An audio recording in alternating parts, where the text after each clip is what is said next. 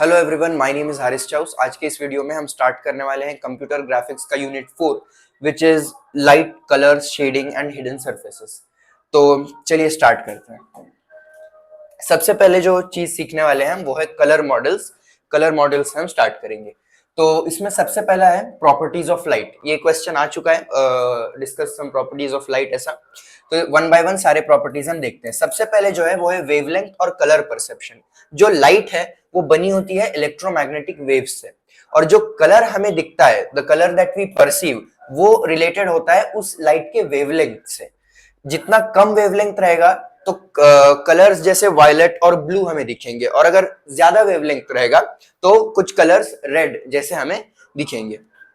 दूसरा है additive colour model, RGB. RGB जो है रेड ग्रीन ब्लू, इसका फुल फॉर्म है। वो रेड ग्रीन ब्लू का जो मॉडल है वो बेस्ड है एडिटिव नेचर ऑफ लाइट पे। एडिटिव नेचर ऑफ लाइट का मतलब होता है जितने आप कलर्स मिक्स करते जाते हो, और अगर आप रेड ग्रीन ब्लू के इंटेंसिटीज 1 ले लेते हो, मतलब 100% अगर आप रेड ग्रीन ब्लू मिक्स कर दोगे तो व्हाइट बन जाएगा। जितने कलर्स आप मिलाते जाओगे वो व्हाइट की तरफ जाएगा, और जितने कलर्स आप कम करते जाओगे वो ब्लैक की तरफ जाएगा। तो ऐड कर रहे हो तो व्हाइट की तरफ जा रहा है, इसलिए हम उसे एडिटिव बोलते हैं। तो जो कलर्स हैं वो इनके लाइट को कंबाइन करके हम बनाते हैं, इनके इंटेंसिटीज को वैरी करके। जितना हम ऐड करते हैं तो रिजल्ट उतना व्हाइट होता जाता है, और जितना हम कम करते हैं तो ब्लैक बनता है, जिसका मतलब है एब्सेंस ऑफ लाइट। लाइट ही नहीं रहेगी तो कुछ दिखेगा ही नहीं आपको, इस तरीके से। तो जो मॉडल है ये डिजिटल डिस्प्लेज में जनरली यूज किया जाता है, जैसे कंप्यूटर स्क्रीन में आरजीबी मॉडल। और अगला जो है ये है subtractive colour model, CMYK, cyan, magenta, yellow और ब्लैक। के यूज होता है? नहीं होता है। के हम यूज करते हैं अगर हमें कलर एनहांस करना है, उसको और डेप्थ और डिटेल लानी है। तो CMYK को हम जो है जनरली यूज करते हैं बुक्स वगैरह की जो प्रिंटिंग होती है उसमें जो है ये वाला कलर मॉडल यूज होता है। इसके अंदर जो है कलर्स अब्सॉर्ब करके या वेवलेंथ्स को सब्ट्रैक्ट करके बनाए जाते हैं। जैसा मैंने कहा था, आप कलर्स मिलाते जाओगे तो वो व्हाइट की तरफ जाएगा। अब इसमें आप कलर्स मिलाते जाते हो तो ब्लैक की तरफ जाता है, और जितना आप कलर्स रिड्यूस करते जाओगे वो व्हाइट की तरफ आपका कलर जाएगा। तो यही है इसमें सायन, मैजेंटा, येलो। और आप अगर CMYK लेते हो तो उसमें ब्लैक होता है to enhance the colour depth and detail. अभी अगर बात करें हम परसीव्ड ब्राइटनेस की, जिसको हम लुमिनेंस कहते हैं, तो लुमिनेंस का मतलब है the perceived brightness of light, जो हम परसीव करते हैं। जैसे कलर मॉडल्स YIQ जो होते थे पुराने सिस्टम्स, टीवी सिस्टम्स में ये होता था, या फिर YUV, जिसमें जो लुमिनेंस है वो हमारा Y होता है। वो क्या करता है, ब्राइटनेस की जो इंफॉर्मेशन है उसे सेपरेट रखता है और कलर की इंफॉर्मेशन को सेपरेट रखता है। तो अगर ब्राइटनेस आप कम ज्यादा करोगे और कलर्स को भी वैरी करोगे तो जो है आपको कलर्स अलग तरीके से दिखेंगे। मतलब कोई स्पेसिफिक कलर है उसको आप अलग ब्राइटनेस में देख रहे हो तो अलग दिखेगा, ब्राइटनेस कम कर रहे हो, बढ़ा रहे हो, तो उसको हम लुमिनेंस बोलते हैं। It is the perceived brightness of light. फिर अगला है saturation. Saturation refers to the intensity और प्यूरिटी ऑफ अ कलर। एक फुली सैचुरेटेड कलर जो है वो विविड होता है, और जो कम सैचुरेटेड होता है वो आपको वॉश्ड आउट या ग्रेइश दिखता है। मतलब अगर आप सैचुरेशन कम कर देते हो, कलरफुल पिक्चर है आपकी और उसकी सैचुरेशन अगर आप कम कर देते हो तो वो ग्रेइश दिखेगी, क्योंकि उसमें कलर्स उतना विविडली नहीं दिखेंगे आपको। और अगर आप बहुत सैचुरेट कर देते हो तो कलर्स आपको और विविडली दिखेंगे। जैसा मॉडल्स है HSV जो आगे हम देखेंगे, उसमें ह्यू, सैचुरेशन और वैल्यू होती है। तो उसमें का जो सैचुरेशन है वो उसकी कलरफुलनेस डिटरमाइन करता है, जो भी आप पिक्चर वगैरह दिखा रहे होंगे। ह्यू, ह्यू रिप्रेजेंट करता है डोमिनेंट वेवलेंथ ऑफ लाइट, जो डिटरमाइन करती है बेसिक कलर्स रेड, ब्लू या ग्रीन को। ये वन ऑफ द कंपोनेंट्स है HSV के अंदर। जैसा हमने अभी बात की, H में H जो है वो ह्यू है, and HSL which provide a more intuitive understanding of colour than RGB। RGB से बेटर अंडरस्टैंडिंग देते हैं ये कलर की, क्योंकि इसमें सैचुरेशन वगैरह भी आप चेंज कर सकते हो। मतलब सेम कलर को आप अलग तरीके से दिखा रहे हो ना सैचुरेशन में। RGB CMY में आप वैसा नहीं कर सकते। तो ह्यू के बारे में भी यहाँ था। और कलर टेम्परेचर भी है। It refers to the hue characteristics of light sources, जिसको आप केल्विन में टेम्परेचर के फॉर्म में बताते हो। जैसा अगर लोअर टेम्परेचर है 2000 केल्विन के आसपास, तो आपको एक वार्मर कलर मिलता है रेडिश लाइट का। और अगर हाई टेम्परेचर से 5000 केल्विन से ज्यादा, तब कूलर ब्लूइश लाइट जो है हमें मिलती है। कलर टेम्परेचर था। अभी हम आते हैं CIE क्रोमेटिसिटी डायग्राम में। तो ये कुछ इस तरीके का डायग्राम है, इसके ऊपर भी क्वेश्चंस आ चुके हैं, तो आप समझ सकते हो इस डायग्राम को। थोड़ी सी हम इसके बारे में थ्योरी देखेंगे। तो जो क्रोमेटिसिटी डायग्राम है वो रिप्रेजेंट करता है स्पेक्ट्रल कलर्स और उनके मिक्सचर्स को based on the values of the primary colours जो होते हैं red, green, blue contained by them. Chromaticity के दो पैरामीटर्स होते हैं, एक ह्यू और एक सैचुरेशन। जब हम ह्यू और सैचुरेशन को साथ में कर देते हैं तो फिर क्रोमिनेंस उसे हम कहते हैं, when hue and saturation are together. Chromaticity diagram जो है विजिबल कलर्स जो हमें दिख रहे हैं वो एक्स और वाई एक्सिस के थ्रू बताता है। The various saturated pure spectral colors are represented along the perimeter of the curve. Curve का जो पेरीमीटर है उस पे जो सैचुरेटेड और प्योर स्पेक्ट्रल कलर्स है वो हमें दिखते हैं, representing the three primary colours जो है रेड, ग्रीन और ब्लू, और उसके सेंटर में व्हाइट कलर होता है। Point C marked in chromaticity diagram जो पहले है, हम वापस डायग्राम के पास एक बार जाएंगे। It represents a particular white light formed by combining colors having these wavelengths। तो रेड 700 nm है वहां पर, ग्रीन 546.1 nm है और ब्लू 438.8 nm है। इसके वजह से आपको जो है पॉइंट सी पर व्हाइट कलर हमें वहां देखने को मिलता है। जो क्रोमेटिसिटी डायग्राम के कलर्स है वो कंप्लीटली सैचुरेटेड होते हैं। The corners in this chromaticity diagram represents by the three primary colors red, green और blue। It uses combination of three colour values. ये तीन कलर वैल्यूज का जो रेड, ग्रीन, ब्लू है उसका कॉम्बिनेशन यूज करता है, जो करीब करीब रेड, ग्रीन, ब्लू के ही आसपास होते हैं। They are plotted on a 3D space, mapped physical wavelengths to perceived colours, used to identify the relative similarity and differences between colors। relative similarity है और क्या difference है वो पता करने के लिए, आइडेंटिफाई करने के लिए हम क्रोमेटिसिटी डायग्राम का यूज करते हैं, और वाइड रेंज ऑफ कलर्स को रिप्रेजेंट करने के लिए हम जो है क्रोमेटिसिटी डायग्राम का यूज करते हैं। तो ये देखिए, एक्स जो है एक परसीव्ड कलर है, वाई परसीव्ड लुमिनेंस है और जेड भी परसीव्ड कलर है। जो colours perceivable by the human eye होती हैं उसके लिए आप ऐसे लिख सकते हो, X is equal to X upon X plus Y plus Z, and similarly Y is equal to Y upon X plus Y plus Z. Okay, तो ये दो फॉर्मूलाज आप माइंड में रख लेना अगर क्रोमेटिसिटी डायग्राम पर क्वेश्चन आया तो। अब uses of CIE chromaticity diagram की अगर बात करें तो देखिए, it is used to evaluate a colour against a range जिसको आप गैमेट कहते हो। It is used to represent all chromaticities, सारे क्रोमेटिसिटीज आप रिप्रेजेंट कर सकते हो जो एक एवरेज पर्सन देख सकता है। Used to find the range of colours, range of colours find करने के लिए हम यूज करते हैं, और डोमिनेंट और कॉम्प्लीमेंट्री कलर्स को भी पता करने के लिए क्रोमेटिसिटी डायग्राम का यूज यहां पर किया जाएगा। एडवांटेजेस देखें तो सिंपल ज्योमेट्रिक कंस्ट्रक्शन होता है फॉर मिक्सिंग टू और मोर कलर्स, दो और ज्यादा कलर्स को हम मिक्स कर रहे हैं, जैसा वो डायग्राम में हम रेड, ग्रीन, ब्लू को मिक्स कर रहे थे इन वेवलेंथ्स पे तो हमें व्हाइट मिल रहा था।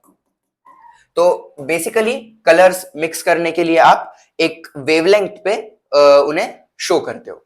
जैसा आप यहाँ पर हम रेड को देख रहे हैं, ये रेड है, जो है कर्व के पेरीमीटर्स पर हम देख सकते हैं कलर्स को, ग्रीन, रेड, ब्लू, और यहाँ पर ब्लू और रेड के बीच में वायलेट है, ये पॉइंट पे सायन है, यहाँ ग्रीन है, और बीच में जो है कलर कॉम्बिनेशन ये व्हाइट लाइट है जो इस वेवलेंथ से हमें मिली है। एक एक्स एक्सिस और एक वाई एक्सिस यहाँ पर होती है।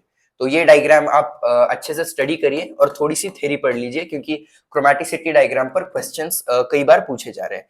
इसमें दोनों परसेप्चुअल एट्रीब्यूट्स जो है यूज होते हैं, ह्यू भी और सैचुरेशन भी। अगर हम बात करें अब आरजीबी की, आरजीबी जैसा मैंने कहा रेड, ग्रीन, ब्लू है, आरजीबी पर भी क्वेश्चन है। तो देखिए, it is one of the most widely used colour representation method. Complete chapter theory based है, इसमें कुछ न्यूमेरिकल्स नहीं है, कुछ नहीं है, एक दो फॉर्मूलाज एम्बिएंट लाइटिंग में होंगे तो बस आप अपना याद रख सकते हो। तो देखिए, ये बहुत यूज किया जाता है आरजीबी कलर मॉडल। ये बुक्स प्रिंटिंग वगैरह के लिए नहीं यूज होता, ये डिस्प्ले कंप्यूटर स्क्रीन्स वगैरह में हम इसे यूज करते हैं। ये कलर कोऑर्डिनेट सिस्टम यूज करता है जिसमें 3 प्राइमरी कलर्स होते हैं। ये हर प्राइमरी कलर जो है कि एक इंटेंसिटी वैल्यू ले सकता है। आप रेड की कुछ इंटेंसिटी वैल्यू दोगे, ग्रीन की कुछ दोगे, ब्लू की कुछ दोगे, और तीनों के इंटेंसिटी वैल्यूज को मिक्स करके आप एक नया कलर फॉर्म करते हो। Each primary colour can take an intensity value जो रेंज करती है 0 से लेके 1 के बीच में। तो वो 0.2, 0.435 कुछ भी हो सकती है according to the colour that we want to show. ये 3 प्राइमरी कलर्स को मिक्स करके हम वैरायटी ऑफ कलर्स प्रोड्यूस कर सकते हैं इनकी इंटेंसिटी से।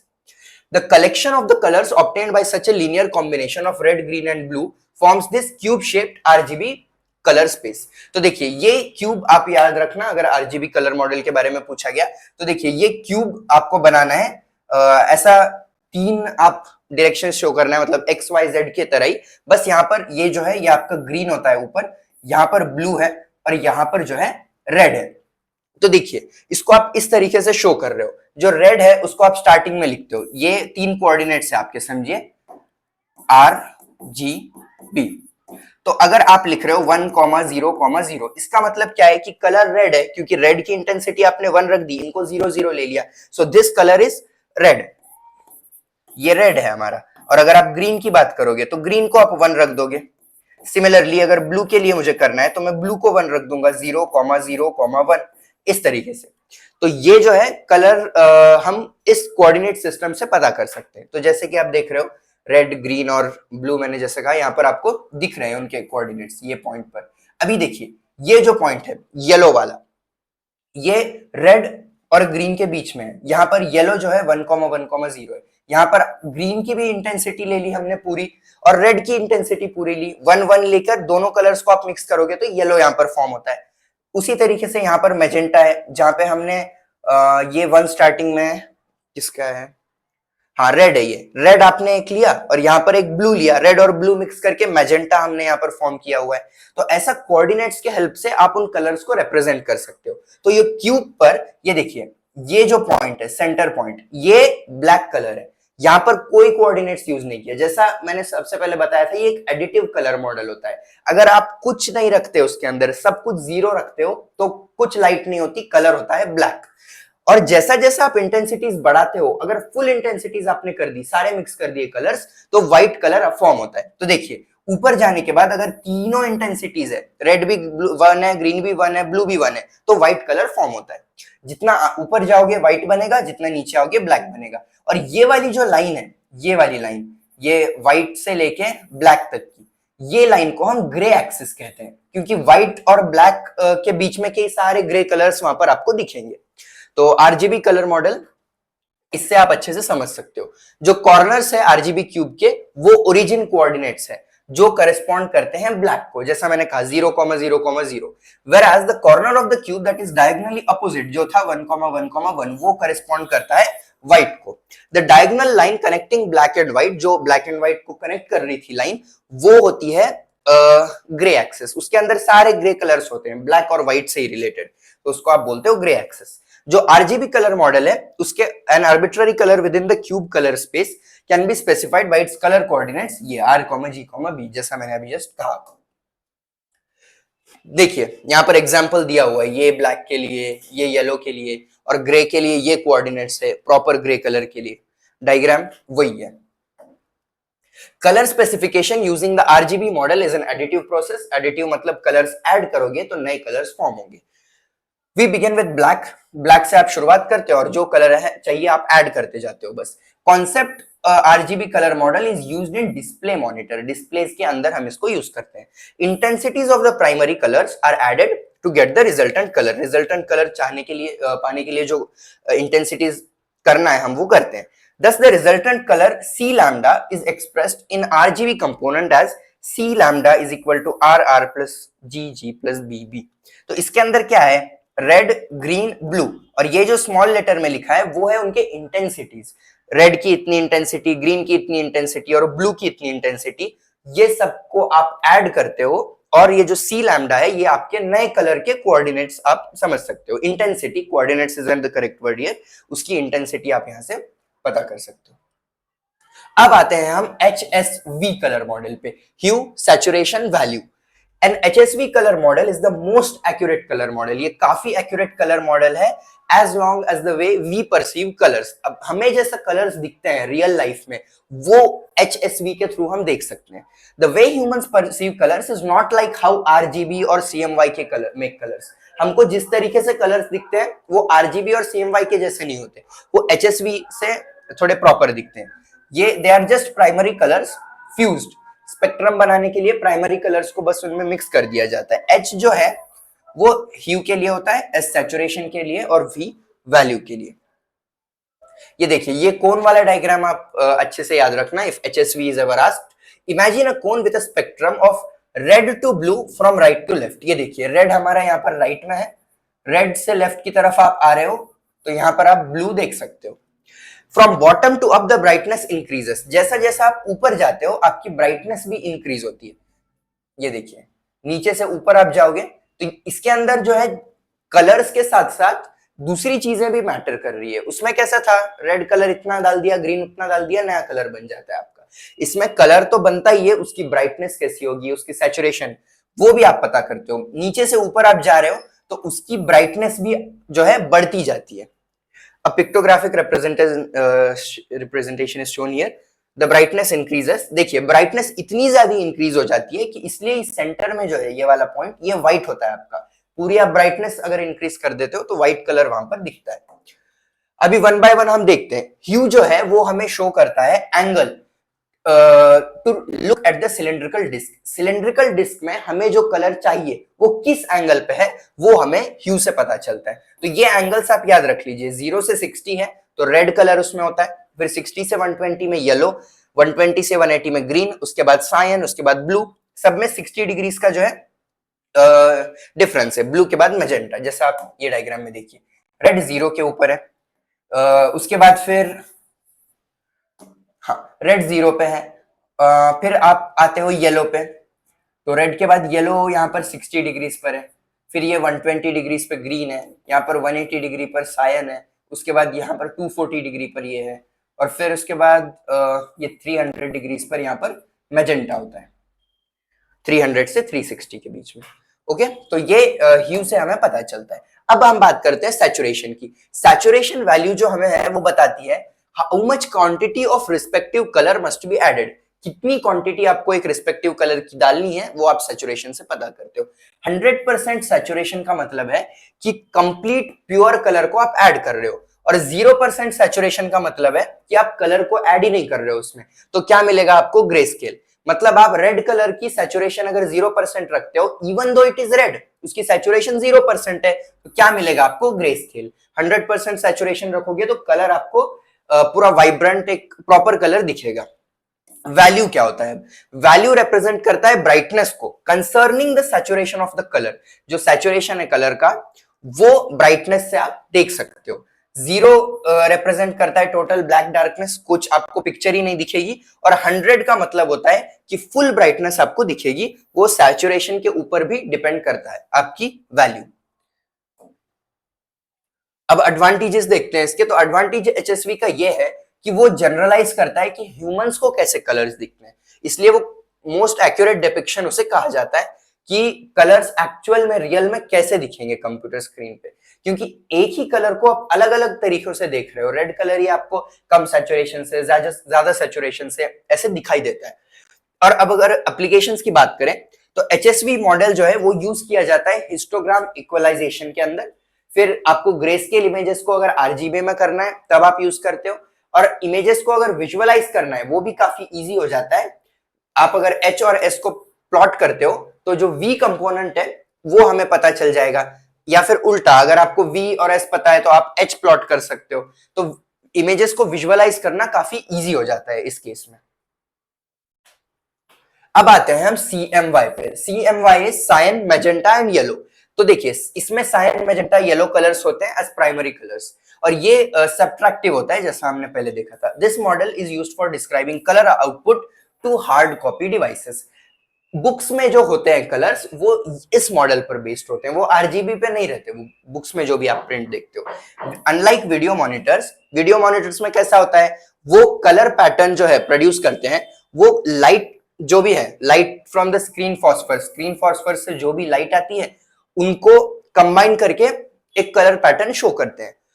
और जो हार्ड कॉपी डिवाइसेस है जैसे प्लॉटर्स है, वो क्या करते हैं, वो कलर पिक्चर को प्रोड्यूस करते हैं by coating a paper with colour pigments. Colour pigment से एक पेपर को कोट किया जाता है, और फिर वो प्लॉटर्स जो है हमें चीज यहाँ पर कलर्स शो करते हैं CMY के अंदर। अभी देखिए, जो यहाँ पे क्यूब वाला भी मॉडल है, हम देखेंगे the subset of the Cartesian coordinate system for the CMY model is the same as that for RGB। तो जो कार्टेशियन कोऑर्डिनेट सिस्टम का सबसेट है वो सेम ही है जैसा RGB का हमारा था। except that white light instead of no light is at the origin. उल्टा है, ब्लैक हमारा 0,0,0 पे था, यहां पर अब 1,1,1 पे ब्लैक होता है, क्योंकि उसमें क्या था, एडिटिव मॉडल था, वो कलर्स ऐड करते जाते हो तो व्हाइट बनता है, यहां पे आप कलर सब्सट्रैक्ट करते जाते हो तो व्हाइट बनता है. Colors are specified by what is removed or subtracted from white light rather than by what is added to blackness. What is added to blackness किसमें था, वो RGB में था. अभी CMY में ऐसा नहीं है, इसमें आप कलर्स कम कम करते जाते हो तो आपको नया कलर मिलता है. देखिए ये डायग्राम है, यहां पर आपका व्हाइट क्या है, 0,0,0 है, और यहां पर ये ब्लैक है 1,1,1.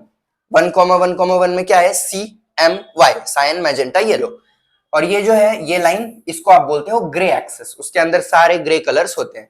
ये मैजेंटा है, यहां पर येलो है, और यहां पर सायन है आपका. तो सायन को आप स्टार्टिंग में लिख रहे हो 1,0,0, तो आपका सायन देखिए यहां पर है 1,0,0. और ये जो है ब्लू और मैजेंटा ले लेते हैं. यहां पर मैजेंटा है हमारा 0,1,0. अभी आप ये दोनों को अगर ऐड कर दोगे तो आपको मिल जाएगा 1,1,0. हमने दोनों को जो है ऐड किया, तो यहाँ पर जो कलर है वो होता है ब्लू. ओके, तो वही है, डायग्राम कंप्लीटली सेम है, बस इसमें आपको एक ही चीज ध्यान रखनी है कि ब्लैक और व्हाइट को आपको स्वैप कर देना है. उधर 1 था, इधर 0 है, और ये ही कि ये सब्ट्रैक्टिव मॉडल है. सायन जो है वो फॉर्म किया जाता है ग्रीन और ब्लू लाइट को ऐड करके. therefore when white light is reflected from cyan colored ink, जब white light reflect होती है cyan colored ink से, तो जो reflected light है उसका red component नहीं होता, क्योंकि red light absorb या फिर subtract हो जाती है ink के थ्रू. मैजेंटा की जो इंक है वो सब्ट्रैक्ट कर देती है ग्रीन कंपोनेंट को. ये देखिए, ये जो आरजीबी के कंपोनेंट्स थे ना, उन्हीं को सब्ट्रैक्ट कर रहे हैं, जैसा यहाँ पर लिखा हुआ है. जो रेड लाइट है वो सब्ट्रैक्ट कर देता है सायन, और फिर मैजेंटा जो है वो सब्ट्रैक्ट कर देता है ग्रीन कंपोनेंट को from the incident light, and yellow जो है वो सब्ट्रैक्ट कर देता है ब्लू को. तो वही है, इसका एक फॉर्मूला भी है, मैं वो आगे बताता हूं आपको. देयरफॉर सायन, मैजेंटा और येलो जो है वो ब्लू कंपोनेंट को सब्ट्रैक्ट कर देते हैं. इसलिए सायन, मैजेंटा और येलो जो है उनको कॉम्प्लीमेंट्स भी कहा जाता है रेड, ग्रीन और ब्लू के, क्योंकि वो उन्हें सब्ट्रैक्ट कर रहे हैं, तो उनके कॉम्प्लीमेंट्स हैं. सायन, मैजेंटा और yellow are the complements of red, green and blue. The corner of the CMY color cube that is at 0,0,0 corresponds to white, whereas the corner of the cube that is at these coordinates represents black. The following formulas summarize the conversion between the two color models. तो ये देखिए, अगर हमें RGB को अगर हमें समझिए CMY जो है हमारे सायन, मैजेंटा, येलो, उनको कन्वर्ट करना है आरजीबी में, तो उसके लिए आप ये फॉर्मूला यूज करते हो.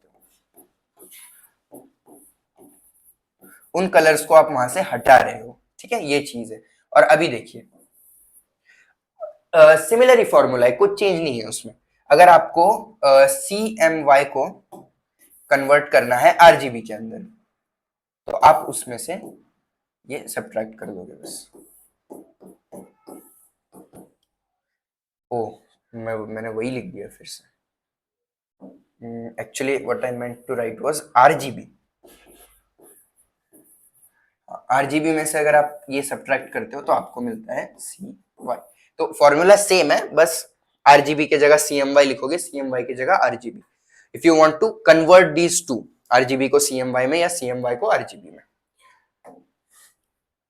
Comparison of colour models. हाँ, ये क्वेश्चन काफी बार पूछा जाता है कि आरजीबी और एचएसवी को कंपेयर करो, या एचएसवी और CMY को, या आरजीबी और CMY को. तो ये कंपैरिजन आपको पता रहना चाहिए क्या है. अगर मॉडल के टाइप की बात करें हम, तो ये होता है एडिटिव. कलर्स ऐड करते हो नया कलर बनता है, कलर सब्ट्रैक्ट करते हो तो नया कलर बनता है. और यहाँ पर नॉन लीनियर ट्रांसफॉर्मेशन होता है आरजीबी का. इसमें आप कलर्स ऐड सब्ट्रैक्ट नहीं करते, सैचुरेशन वगैरह चेंज करते हो. तो आरजीबी का ही जो ट्रांसफॉर्मेशन है आप इसमें करते हो नॉन लीनियर. इसको हम डिजिटल डिस्प्लेज और स्क्रीन में यूज करते हैं. इसको कलर सिलेक्शन या फिर इमेज एडिटिंग में हम एचएसवी मॉडल का यूज करते हैं. और जैसा मैंने कहा बुक्स वगैरह प्रिंट करने में आप CMY को यूज करते हो। प्राइमरी कलर्स इसमें रेड, ग्रीन और ब्लू। इसमें प्राइमरी कलर्स एज सच नहीं है, but the primary things which are needed in HSV are hue, saturation and value. Hue यहाँ पर कलर करता है, सैचुरेशन में आप इंटेंसिटी चेंज करते हो उसकी, और वैल्यू का मतलब है ब्राइटनेस, ब्राइटनेस कम ज्यादा जैसा हमने देखा था। और इसमें है सायन, मैजेंटा और येलो। कलर मिक्सिंग की बात करें तो इसके अंदर आप लाइट को ऐड करते हो और यहाँ पर लाइट को रिमूव करते हो, वेवलेंथ को अब्सॉर्ब करते हो कलर्स फॉर्म करने के लिए। और यहाँ पर visualise colour in terms of tint, tone and shade. तो देखिए कलर जो है उसको आप विजुअलाइज करते हो अलग अलग तरीके से। रेड कलर की पिक्चर है, रेड ब्लू ग्रीन है उसके अंदर, तो वही पिक्चर को आप अलग अलग तरीके से विजुअलाइज करते हो। एक बार टिंट के फॉर्म में, टोन, उसमें कोई शेड दिखता है आपको। रिप्रेजेंटेशन इसका लाइट इंटेंसिटीज के बेसिस पर होता है, इसका पिगमेंट्स, इंक्स और इंक्स के बेसिस पर होता है, पिगमेंट्स और इंक्स के बेसिस पर। इसका ह्यूमन परसेप्शन ऑफ कलर, जैसा ह्यूमंस परसीव करते हैं कलर्स को, उस पे इसका रिप्रेजेंटेशन होता है। और ब्लैक एंड व्हाइट की बात करें तो देखिए ब्लैक इसमें 0,0,0 होता है। नहीं ये कुछ गलत हो गया है यहाँ पे। व्हाइट ये तो नहीं रहता ना, व्हाइट 1,1,1 रहता है white. Okay, so black is this and white is this. और अगर इस इधर बात करें तो कंप्लीटली ऑपोजिट होता है। Black is 1,1,1 and white is 0,0,0। वही चीज है, बस उसको cyan is equal to 1, magenta is equal to 1, वही लिखा हुआ है 1,1,1। वो लिखने का अलग तरीका उन्होंने दिया है वहां पे। ब्लैक एनी ह्यू, जीरो सैचुरेशन और जीरो वैल्यू इसमें होती है। अगर आप ब्लैक की बात कर रहे हो तो अगर हम जीरो वैल्यू ही रख देंगे, अगर आप दूसरा नहीं भी रखोगे जीरो ना, तो भी वो पिक्चर डार्क हो जाती है, कुछ नहीं दिखेगा। तो ह्यू आप कुछ भी ले लो, सैचुरेशन जीरो और वैल्यू जीरो रखो तो डार्क पिक्चर आपको दिखेगी। और व्हाइट अगर आपको शो करना है, मतलब कंप्लीटली व्हाइट पिक्चर दिखानी है आपको, तो आप ह्यू कुछ भी ले लो, सैचुरेशन को जीरो रखना पड़ेगा आपको और वैल्यू मैक्स कर दो, मतलब ब्राइटनेस पूरा बढ़ा दो। ब्राइटनेस पूरा बढ़ गया तो फिर व्हाइट ही पिक्चर दिखेगी आपको इस तरीके से। और अगला क्या है, ठीक है इतने ही पॉइंट्स थे। अभी हम जाते हैं इल्यूमिनेशन मॉडल्स के ऊपर। सबसे पहला है कलर गैमेट। तो देखिए गैमेट क्या होता है, it is the complete range of colours that a particular device can display. Devices के भी ऊपर डिपेंड करता है कि कलर्स कैसा दिखते हैं, इसलिए तो कुछ WUXGA वाले डिस्प्लेज होते हैं, कुछ अलग टाइप के, इतना नेट्स का उनका ब्राइटनेस है। तो कलर्स, ऑल्दो कलर की इंटेंसिटी वगैरह होगी कुछ, लेकिन वो आपका मॉनिटर भी डिस्प्ले करने आना चाहिए ना, मॉनिटर को, आपके प्रिंटर को, कैमरा को, मॉनिटर को। तो वो क्या रेंज में करता है उसको हम कहते हैं कलर गैमेट। वो इसेंशियली एक सबसेट होता है ऑल पॉसिबल कलर्स का, जो आप परसीव कर सकते हो, जो ह्यूमन आई परसीव कर सकती है, वो सारे colours. And different devices can handle different ranges of these colours. देखिए पूरे कलर्स तो आपका जो भी डिवाइस है वो नहीं दिखा सकता अगर लो एंड डिवाइस है तो, based on their technology and design. पुराने जो प्रोजेक्टर्स और अगर आप मॉनिटर्स देखोगे तो उतने जो कलर्स है, all possible colours can not be shown on that specific monitor, तो उसे आप कलर गैमेट कहते हो, उस रेंज को। तो देखिए अलग अलग डिवाइसेस जैसा मॉनिटर्स, प्रिंटर्स, कैमरास, प्रोजेक्टर्स वगैरह अलग अलग तरीके से कलर्स को हैंडल करते हो। आप आपके फोन पर एक पिक्चर देखो या कोई एक हाई एंड मॉनिटर पर देखो, उसमें आपको उनके कलर्स में एक डिफरेंस फील होगा। Understanding the colour gamete helps ensure that images appear consistently across different platforms और डिवाइसेस। कलर गैमेट के हेल्प से हम इंश्योर कर सकते हैं कि क्या उनमें चेंज है अलग अलग प्लेटफॉर्म पे। जैसा अगर एक मॉनिटर है जिसका काफी बड़ा गैमेट है, जैसा उसके अंदर Adobe RGB है, तो it can display more vivid colours than a standard sRGB monitor. पुराना कोई sRGB मॉनिटर लो और जिसका एक वाइड गैमेट है Adobe RGB वाला लो, तो आप कंपेयर अगर करोगे तो आपको दिखेगा कि Adobe RGB is able to handle the different types of colours more easily, और ज्यादा आपको विविड और सैचुरेटेड वहां दिखाई देता है। और अगर इमेज को प्रिंट किया जाए एक प्रिंटर पर, एक उसके जिसका गैमेट नैरोअर है, तो कलर्स आपने जैसा स्क्रीन पर देखे थे वैसा आपको उसके ऊपर नहीं दिखेंगे, आपके प्रिंटेड डॉक्यूमेंट के ऊपर। देखिए अभी ना कॉमन कलर गैमेट्स हम देख लेते हैं। तो सबसे पहला है sRGB। ये स्टैंडर्ड कलर गैमेट है जो बेसिकली सारे कंज्यूमर ग्रेड मॉनिटर्स में, टीवीज में या वेब कंटेंट में यूज होता है। वो relatively small portion of the visible spectrum कर लेता है, लेकिन काफी सपोर्टेड है। इसमें आपको सारे कलर्स इजीली दिख जाते हैं अच्छे से sRGB के अंदर। और जो Adobe RGB है ना, ये एक वाइडर गैमेट है, इसको प्रोफेशनल फोटोग्राफी वगैरह में यूज किया जाता है या फिर प्रिंटिंग में, तो इससे और वाइब्रेंट कलर्स आपको दिखते हैं sRGB के कंपैरिजन में। पार्टिकुलरली जो ग्रीन्स और ब्लूज है जो है sRGB में आपको दिखेंगे, उससे अच्छा आपको Adobe RGB में दिखेगा। और फिर ये भी है DCI P3, इसको यूज किया जाता है डिजिटल सिनेमा और हाई एंड डिस्प्लेज में। जैसा 4K टीवीज के अंदर आपको ये कलर गैमेट दिखाई देगा DCI P3। ये जो गैमेट है ये sRGB से बड़ा होता है, लेकिन Adobe RGB से थोड़ा सा कम ही होता है, उसका गैमेट जो है उससे नैरो होता है। फिर एक है प्रो फोटो RGB, ये और वाइडर गैमेट है जो हाई एंड इमेज एडिटिंग और प्रोफेशनल फोटोग्राफी में यूज होता है। वो it covers more of the visible spectrum, काफी स्पेक्ट्रम अच्छे से कर लेता है, लेकिन इसको आपको स्पेशलाइज्ड इक्विपमेंट लगता है प्रॉपर डिस्प्ले के लिए। अभी एम्बिएंट लाइट की अगर हम बात करें तो कलर गैमेट हो गया, अभी आते हैं हम एम्बिएंट लाइट की तरफ। एम्बिएंट लाइटिंग जो है वो एक इस तरीके की लाइट होती है जो एक रियलिस्टिक इन्वायरमेंट देती है हमको कंप्यूटर ग्राफिक्स में। एक soft warm light that is used to fill in the shadows and create a more natural look. It can be used to simulate natural lightings, वो सिमुलेट कर सकती है जैसा sun, artificial lighting such as fluorescent lights. Also used to create the illusion of depth, आपको एक illusion of depth भी दिख जाएगा एम्बिएंट लाइटिंग में, more realistic look to a scene. Ambient lighting को जो है गेम्स में वगैरह काफी यूज किया जाता है। एम्बिएंट लाइट सिंपल वर्ड्स में अगर बोलूं तो आप अगर ऐसे रूम में जाइए जहां पर कोई सोर्स ऑफ लाइट नहीं है, अंधेरा है उस रूम में, फिर भी आपको चीजें नजर आती है, चीजें आपको दिख रही हैं। अभी वहां लाइट ही नहीं है तो आपको क्यों दिख रही है? तो वो लाइट्स जो है अंदर एंटर हो गई और रिफ्लेक्शन से आपको वो सब नजर आता है वहां पे। तो वो जो लाइट है उसको आप एम्बिएंट लाइट कहते हो। Ambient lighting is a key element of 3D computer graphics. It helps add atmosphere and depth to a scene, creating a more realistic और immersive experience आपको मिलेगा। अगर आप ambient lighting add करते हो एक सीन में, तो आर्टिस्ट जो है सेंस ऑफ डेप्थ और एटमोस्फियर दिखा सकता है, जो नहीं रहेगा, वो ऊपर का ही नीचे लिखा है। इसको आप combination of several different light sources का यूज कर सकते हो, directional lights, point lights, spot lights, area lights, अलग अलग लाइट्स का कॉम्बिनेशन करके हम एम्बिएंट लाइटिंग जो है प्रोड्यूस कर सकते हैं, जिससे एक अच्छा रियलिस्टिक चीज हमें दिखाई देती है। These lights are used to create a more realistic 3D environment, जो है दिखाई देता है इन लाइट से realistic. The intensity of the ambient light is determined by the number of light sources used. Intensity ambient light की आपको कैसे पता चलती है? कितने नंबर ऑफ लाइट सोर्सेस आप यूज कर रहे हो। जैसा अभी हमने देखा spotlight, area light, directional light वगैरह, तो कितना आप उनको कर रहे हो और उनकी कितनी ब्राइटनेस है, उसके बेसिस पर आप इंटेंसिटी पता कर सकते हो। और जो इंटेंसिटी है उसको आप एडजस्ट भी कर सकते हो, ताकि एक जैसा अपने को चाहिए, the desired atmosphere that we want, that can be created.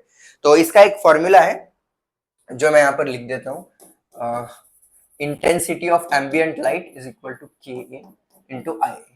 तो जहां पर हमारा जो IA होता है वो होती है एम्बिएंट लाइट इंटेंसिटी। IA जो है ये एम्बिएंट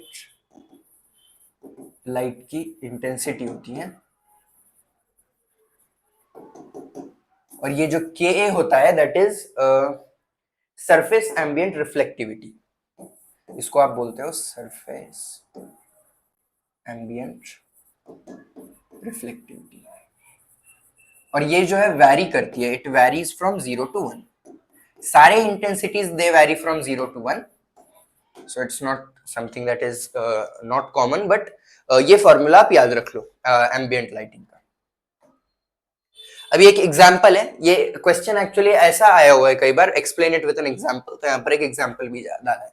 देखिए एक 3D गेम है, तो अगर कैरेक्टर अगर एक शेडेड एरिया में, या फिर if he standing behind an object जहां पर कोई लाइट अब हमें दिख नहीं रही है, फिर भी वो कुछ ना कुछ आपको दिख जाता है। वो कैरेक्टर वो अंधेरे में खड़ा हुआ है, किसी ऑब्जेक्ट के पीछे खड़ा है, मतलब वहां लाइट नहीं है, शैडो में है, वो फिर भी दिखता है। क्यों दिखता है? क्योंकि वहां पे कुछ ना कुछ एम्बिएंट लाइट जो है प्रेजेंट होती है।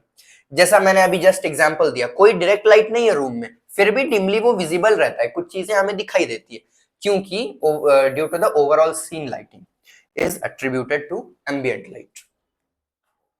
अभी अगर डिफ्यूज रिफ्लेक्शन की बात करें, ओके, जब लाइट स्ट्राइक करती है एक सरफेस पे तो कुछ लाइट जो है रिफ्लेक्ट हो जाती है। तो वो जो लाइट रिफ्लेक्ट होती है वो या तो डिफ्यूज रिफ्लेक्शन से होती है या फिर स्पेक्युलर रिफ्लेक्शन में होती है। तो डिफ्यूज की हम बात कर रहे हैं, तो जो एंगल पे वो लाइट रिफ्लेक्ट करती है सरफेस से, उसको आप डिटरमाइन करते हो सरफेस के नॉर्मल से, जो एक वेक्टर होता है perpendicular to the surface. The amount of reflected light also depends on the angle at which the light strikes. किस एंगल पे वो लाइट स्ट्राइक कर रही है, तो जो रिफ्लेक्टेड लाइट का अमाउंट है उस पर भी डिपेंड करता है। अगर एंगल अलग होगा तो लाइट जो रिफ्लेक्ट होगी वो कम रिफ्लेक्शन होगा उसमें। As well as the roughness of the surface, basically roughness का ही डिफरेंस है। डिफ्यूज रिफ्लेक्शन में क्या होता है, आपका जो सरफेस है वो अगर थोड़ा खराब टाइप का है, रफ सरफेस है, तो जो लाइट रिफ्लेक्ट होती है उसका डायरेक्शन चेंज हो जाता है डिफ्यूज रिफ्लेक्शन के अंदर। कुछ लाइट यहाँ पर रिफ्लेक्ट होगी, कुछ यहाँ पर, कुछ यहाँ पर। तो ये चीज है डिफ्यूज रिफ्लेक्शन की, लाइट जो आ रही है वो अलग अलग डायरेक्शंस में रिफ्लेक्ट होती है due to the roughness of the surface. अगर सरफेस आपकी सीधी है तो जो लाइट यहाँ पर रिफ्लेक्ट हो रही है वो सेम एंगल पर वापस होती है। एक्चुअली ये रिफ्लेक्ट नहीं हो रही है लाइट, लाइट जो इंसिडेंट है वो रिफ्लेक्ट होती है सेम एंगल पर। कब? जब स्पेक्युलर रिफ्लेक्शन होता है और आपका सरफेस जो है एक स्मूथ सरफेस होता है, एक मिरर ही है जिसको आप रिफ्लेक्शन के लिए यूज कर रहे हो। तो जो रफनेस से कुछ नहीं रहेगी तो उसी एंगल पर रिफ्लेक्ट होगा। तो एंगल ऑफ इंसिडेंट जो है वो रिफ्लेक्शन के एंगल से इक्वल रहेगा, लेकिन इसमें अलग अलग अलग टाइप में लाइट रिफ्लेक्ट होती है डिफ्यूज के अंदर। तो वही डायग्राम यहाँ पर दिया हुआ है, लाइट आ रही है एक एंगल पे और कुछ अलग एंगल पर वो रिफ्लेक्ट हो रही है, क्योंकि हमारा जो सरफेस है वो रफ सरफेस है, कोई सीधी सरफेस नहीं है। डिफ्यूज रिफ्लेक्शन तब होता है जब हमारी लाइट जो है सब डायरेक्शंस में रिफ्लेक्ट होती है। This is opposed to specular reflection, जहां पर जो लाइट है it reflects off a surface in a single direction, एक ही डायरेक्शन में सारी लाइट जाती है। मतलब ये देखिए, ये इस डायरेक्शन में जाएगा, फिर मतलब सारी लाइट जो है एक स्पेसिफिक डायरेक्शन को फॉलो करेगी जो लाइट रिफ्लेक्ट हुई थी। इसमें जैसा कि आप देख सक रहे हो अलग अलग अलग डायरेक्शंस में लाइट जा रही है।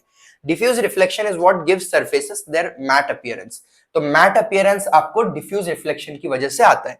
Rough surfaces tend to cause more diffuse reflection. अगर रफ सरफेस है तो ज्यादा डिफ्यूज रिफ्लेक्शन आपको देखने को मिलेगा, स्मूथ में उतना नहीं आपको देखने को मिलेगा। फॉर्मूला याद रख लीजिए, आई diffusive is equal to kd into L into cos theta.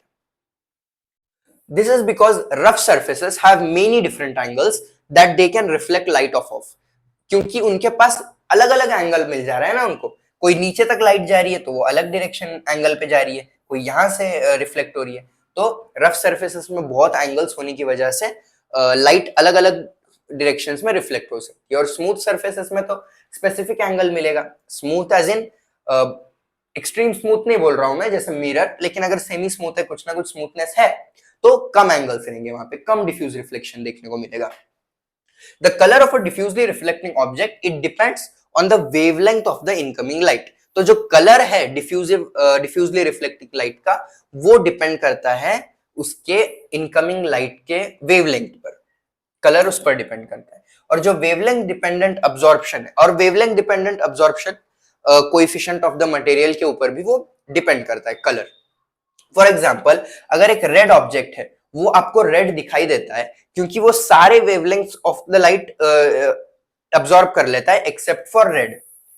क्योंकि अगर वो रेड को भी अब्सॉर्ब कर लेगा तो आपको दिखेगा नहीं कलर। तो जो भी वेवलेंथ आ रही है लाइट की, उसमें से वो सारे दूसरे कलर्स जो भी है उन्हें अब्सॉर्ब कर लेता है रेड ऑब्जेक्ट। एक रेड ऑब्जेक्ट की मैं बात कर रहा हूं, तो सारे wavelengths of light having different colors are absorbed except for the red color. Red colour का ऑब्जेक्ट है, सारे वेवलेंथ्स ऑफ लाइट ले लेगा, सिर्फ रेड को नहीं लेगा, और रेड को वो जो नहीं लेता है वो उसे रिफ्लेक्ट करेगा। मतलब एक चीज है उस पर सारी चीजें अब्सॉर्ब हो रही है, सिर्फ एक चीज अब्सॉर्ब नहीं हो रही है रेड वाली, तो वो अब्सॉर्ब नहीं हो रही है तो वो रिफ्लेक्ट ही होगी ना। So that is what this sentence is trying to say. दो मेन वेज होते हैं इंप्लीमेंट करने के डिफ्यूज रिफ्लेक्शन के कंप्यूटर ग्राफिक्स में, या तो आप शेडर यूज कर सकते हो या एनवायरनमेंट मैपिंग का आप यूज कर सकते हो। डिफ्यूज रिफ्लेक्शन को कंप्यूटर ग्राफिक्स में इंप्लीमेंट करने की बात आ रही है। तो जो शेडर होता है ना, वो एक स्मॉल प्रोग्राम है जो हमारे जीपीयू पे होता है, ग्राफिक्स कार्ड आप समझ लो इन सिंपल वर्ड्स। वो एक स्मॉल प्रोग्राम होता है जो चलता है जीपीयू पे, और वो जो कलर ऑफ ईच पिक्सल है उसको कैलकुलेट करने का काम करता है। In order to create a diffuse reflection, तो शेडर को क्या करना पड़ेगा, it must take into account the angle at which the light hits, किस एंगल पे वो लाइट हिट हो रही है, वो अगर उसको पता चलेगा तो आप डिफ्यूज रिफ्लेक्शन शेडर के थ्रू इंप्लीमेंट कर सकते हो। और रफनेस क्या है सरफेस की, रफनेस क्या है सरफेस की, उससे ही तो आपको एंगल पता चलेगा।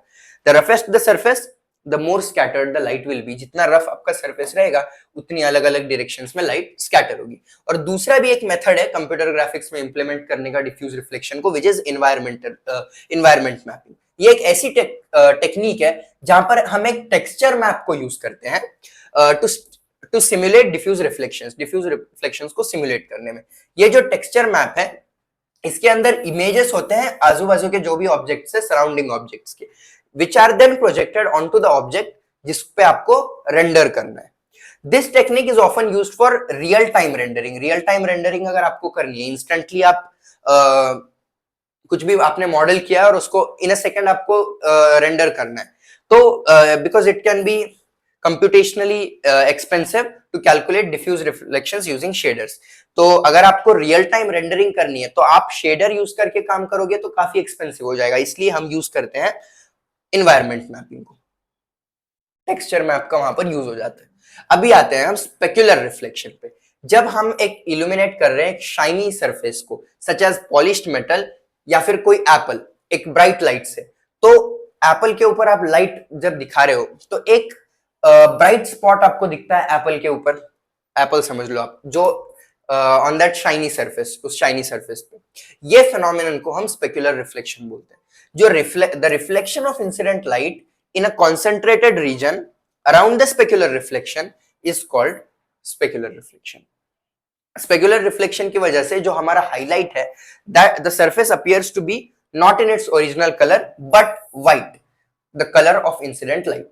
तो चीज आपकी कुछ भी अलग होगी लेकिन जो लाइट का कलर हिट करता है, इंसिडेंट होता है, वो कलर आपको दिखाई देता है white, due to specular reflection. ये डायग्राम है स्पेक्युलर रिफ्लेक्शन का।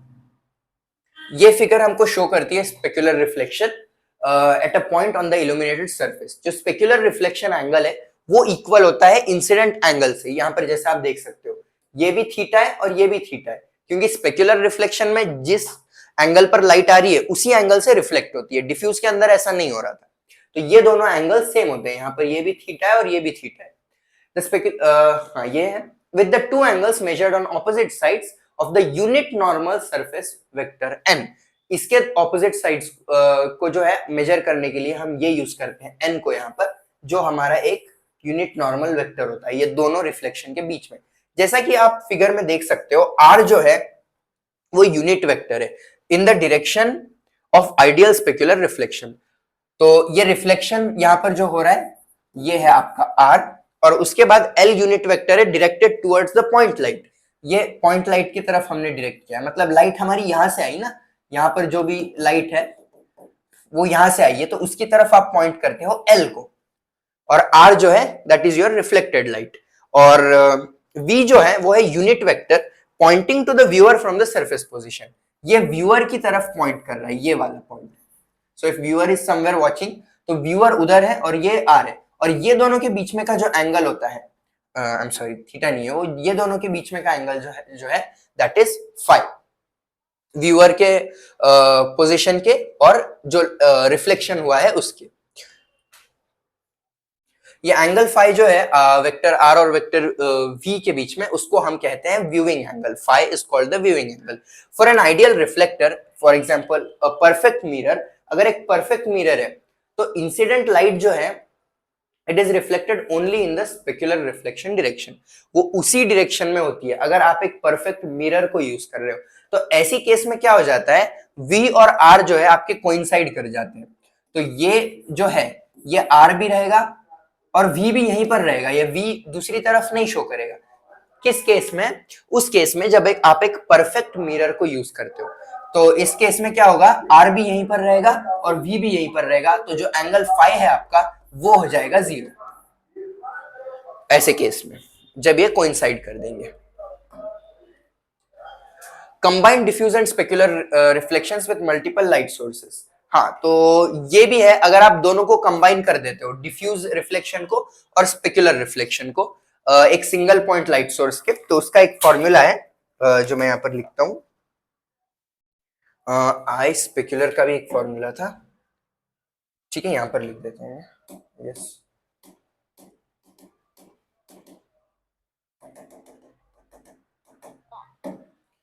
तो जो आई स्पेक्युलर है, it is equal to K S I L S R vector V vector to the power N. तो ये फॉर्मूला याद रखिए for I specular. Specular reflection के ऊपर अगर क्वेश्चन आया तो आप you can write this formula. तो डिफ्यूज अब इसमें क्या हो रहा है, कंबाइन बोथ ऑफ देम, तो वही करोगे आप, स्पेक्युलर को और डिफ्यूज को दोनों को ऐड कर दोगे। तो आई जो है आपका वो रहेगा diffuse reflection plus specular reflection, दोनों को अगर आप ऐड करते हो तो दोनों का मैं यहाँ पर लिख देता हूँ फॉर्मूला, के ए आई ए, जैसा कि हमने देखा था डिफ्यूज के लिए, plus K D I L N L plus K S I L. उसको एक्चुअली वेक्टर फॉर्म में लिखा गया है क्योंकि वो फॉर्मूला जैसा हमने देखा था के D into L into cos theta था डिफ्यूजिव रिफ्लेक्शन का, के D into L into cos theta. अब इसको हम वेक्टर फॉर्म में लिख रहे हैं, इसलिए इस तरीके से लिखा गया है। तो बस आप याद कर लीजिए उसको, इस पे कुछ करना तो है नहीं, बस आपको फॉर्मूला याद होना चाहिए, n into H to the power ns। ठीक है, ये फॉर्मूला याद रखिए for combined diffuse and specular reflections. अगर कंबाइंड के ऊपर क्वेश्चन आता है तो आप ये फॉर्मूला लिख सकते हो, और उसका एक समेशन वाला भी फॉर्म है, i इज इक्वल टू के ए आई ए प्लस, ये पूरे पार्ट को हम समेशन के फॉर्म में लिखते हैं, summation of for I L I K D N into L I plus K S H I to the power N S. ठीक है, तो ये कंबाइंड डिफ्यूजन के लिए दो फॉर्मूलाज आप याद रख लो, ये इसी को हमने बाद में समेशन के फॉर्म में लिखा है, के आई प्लस इसको इसके फॉर्म में। तो बस रट लो आप formula, there is nothing more to do with this. अभी कंपैरिजन, हाँ इस पर क्वेश्चन आया हुआ है, डिफ्यूज रिफ्लेक्शन और स्पेक्युलर के अंदर डिफरेंस क्या है। तो देखिए डेफिनेशन से अगर आप देखोगे तो जो रिफ्लेक्शन ऑफ लाइट है वो कई डायरेक्शंस में होता है फ्रॉम अ रफ सरफेस, और इसके अंदर क्या होता है, reflection of light single direction से होता है फ्रॉम अ स्मूथ सरफेस। एक ही डायरेक्शन में लाइट रिफ्लेक्ट होती है, सारी लाइट, इसमें कुछ लाइट दूसरे इधर जाएगी दूसरी तरफ जाएगी, और सरफेस कौन सा यहाँ पर रफ है वहां पर स्मूथ है। ये रफ मैट सरफेसेस पे होता है, सरफेस टाइप की हम यहाँ पर बात कर रहे हैं।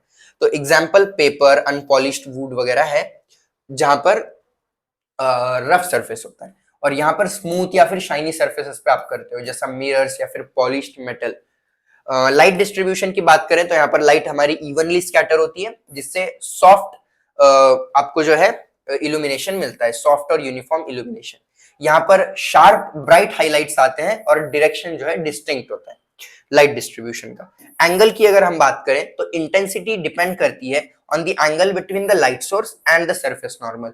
लाइट का सोर्स और सरफेस नॉर्मल, उस पर डिपेंड करता है ना आपका एंगल, किस एंगल पर लाइट आपकी रिफ्लेक्ट हो रही है।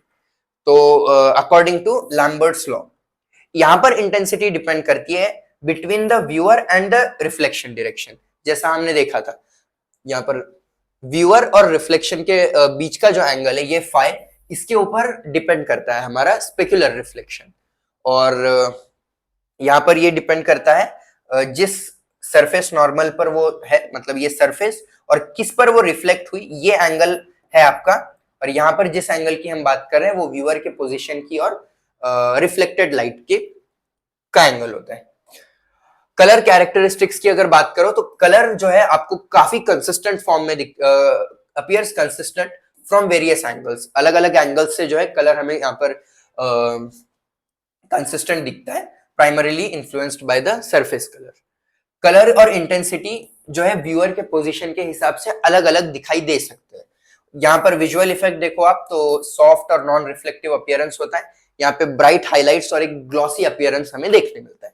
लैम्बर्ट्स के कोसाइन लॉ से होता है मैथमेटिकल मॉडल की अगर हम बात करें, तो ये जो है स्पेक्युलर रिफ्लेक्शन, ये फॉन्ग रिफ्लेक्शन मॉडल के ऊपर जो है it is governed by that model, या फिर कोई भी दूसरे मॉडल जो स्पेक्युलर हाइलाइट्स के लिए आप यूज करते हो। एग्जाम्पल्स की बात करें तो सरफेसेस जैसे क्ले, चॉक, फैब्रिक्स वगैरह है, और स्पेक्युलर रिफ्लेक्शन के अंदर ग्लास, वाटर या मेटल के फिनिशेस आप यूज करते हो एज एन एग्जाम्पल। हाँ, पॉइंट सोर्स और डिफ्यूज इल्यूमिनेशन, ये तो मैंने देखा हर क्वेश्चन पेपर में था, कंपेयर दीज टू। तो पॉइंट सोर्स की अगर आप बात करो तो पॉइंट लाइट सोर्स ना एक थेरेटिकल लाइट सोर्स है, जहां से लाइट सारे डायरेक्शंस में इक्वली डिस्ट्रीब्यूट हो जाती है। जैसा आप एक स्टार को देख रहे हो, तो वो स्टार आपको एक पॉइंट सोर्स जैसा दिखता है, लेकिन कई जगह पे उसकी लाइट जो है रिफ्लेक्ट तो नहीं बोलूंगा, but it is emitted to all the directions from a single infinitesimally small point. Computer graphics में जो है आप इसको कई बार यूज करते हो to simulate lights like light bulbs या फिर स्टार्स। आपको अगर शो करना है तो आप ये पॉइंट सोर्स वाला कॉन्सेप्ट यूज करते हो वहां पे। और अगर डिफ्यूज इल्यूमिनेशन की बात करें, देखिए डिफ्यूज रिफ्लेक्शन और डिफ्यूज इल्यूमिनेशन दोनों रिलेटेड कॉन्सेप्ट्स हैं। Diffuse illumination it refers to the way light scatters evenly, right? Light किस तरीके से स्कैटर होती है उसके ऊपर डिपेंड करता है, उसके बारे में आप बात कर रहे हो डिफ्यूज इल्यूमिनेशन। जैसा मैंने कहा था, लाइट जो आती है वो अलग अलग डायरेक्शंस में जाती है। तो ये कॉन्सेप्ट है डिफ्यूज रिफ्लेक्शन का, किस तरीके से रिफ्लेक्शन होता है, क्योंकि आपका सरफेस रफ होता है वगैरह वगैरह। लेकिन डिफ्यूज इल्यूमिनेशन किस तरीके से ये लाइट जो है स्कैटर होती है उसके ऊपर डिपेंड करता है। अनलाइक स्पेक्युलर रिफ्लेक्शन जिसके अंदर शार्प हाइलाइट्स होते हैं, डिफ्यूज इल्यूमिनेशन लाइट को अलग अलग डायरेक्शंस में स्प्रेड कर देता है, जिसके वजह से यूनिफॉर्म और सॉफ्ट लाइटिंग हमें देखने मिलती है। ये इफेक्ट जो है एंगल डिपेंडेंट है और लैम्बर्ट के कोसाइन लॉ को फॉलो करता है। एंगल पे तो ऑब्वियसली डिपेंडेंट है जैसा हमने देखा, और इसका मतलब है कि ब्राइटनेस कम होती है जैसा सरफेस जो है दूर जाता है लाइट सरफेस से। जितना लाइट सरफेस से आपका लाइट सरफेस तो नहीं, लाइट सोर्स से जितना सरफेस दूर जाएगा ब्राइटनेस कम होती जाएगी। हाँ, ये मेन पॉइंट है, वो तो बस एक आइडिया देने के लिए मैंने कहा था, बट जो है कंपैरिजन ही पूछा गया है इन देम। तो डेफिनेशन की बात करो, एक ऐसा लाइट सोर्स जो लाइट को इमिट करता है सारे डायरेक्शंस में एक सिंगल पॉइंट से। स्टार का एग्जांपल माइंड में रखो। Scattering of light evenly across rough surface producing uniform lighting. Uniform lighting आ जाती है एक रफ सरफेस से लाइट रिफ्लेक्ट होने के बाद। लाइट एमिशन की बात करो तो लाइट यूनिफॉर्मली आउटवर्ड जाती है वो सिंगल पॉइंट से, और इसमें क्या है, लाइट अलग अलग डायरेक्शंस में जाती है। यूनिफॉर्मली इसमें से लाइट जो है सिंगल पॉइंट से आ रही है, और यहाँ पे रफ सरफेस को हिट करने के बाद अलग अलग डायरेक्शंस में हमारी लाइट रिफ्लेक्ट होती है। सरफेस इंटरैक्शन की अगर बात करें तो डायरेक्ट इंटरैक्शन है हमारा सरफेसेस से, जिससे शार्प शैडोज और हाइलाइट्स जो है क्रिएट होते हैं। यहाँ पर सॉफ्ट यूनिफॉर्म लाइटिंग आती है अक्रॉस सरफेसेस से विथ नो शार्प लाइटिंग। कोई शार्प हाइलाइट्स जो है हमें यहाँ पर नहीं देखने मिलते। यहाँ पे आपको हाइलाइट्स, शार्प शैडोज वगैरह देखने मिलते हैं इन पॉइंट सोर्स। लाइट स्प्रेड की बात करें तो intensity decreases with distance. Intensity आपकी कम होती जाएगी, विच follows the inverse square law, जो लैम्बर्ट्स लॉ में कहा गया है। तो बेसिकली इतना ही याद रखो कि इंटेंसिटी आपकी डिस्टेंस के साथ डिक्रीज होती है, और लाइट इंटेंसिटी जो है यहाँ पर एंगल ऑफ इंसिडेंस के ऊपर डिपेंड करती है, and it spreads evenly across the surface. तो इसके ऊपर इंटेंसिटी डिस्टेंस पे डिपेंड नहीं करती, it depends on the angle of incidence.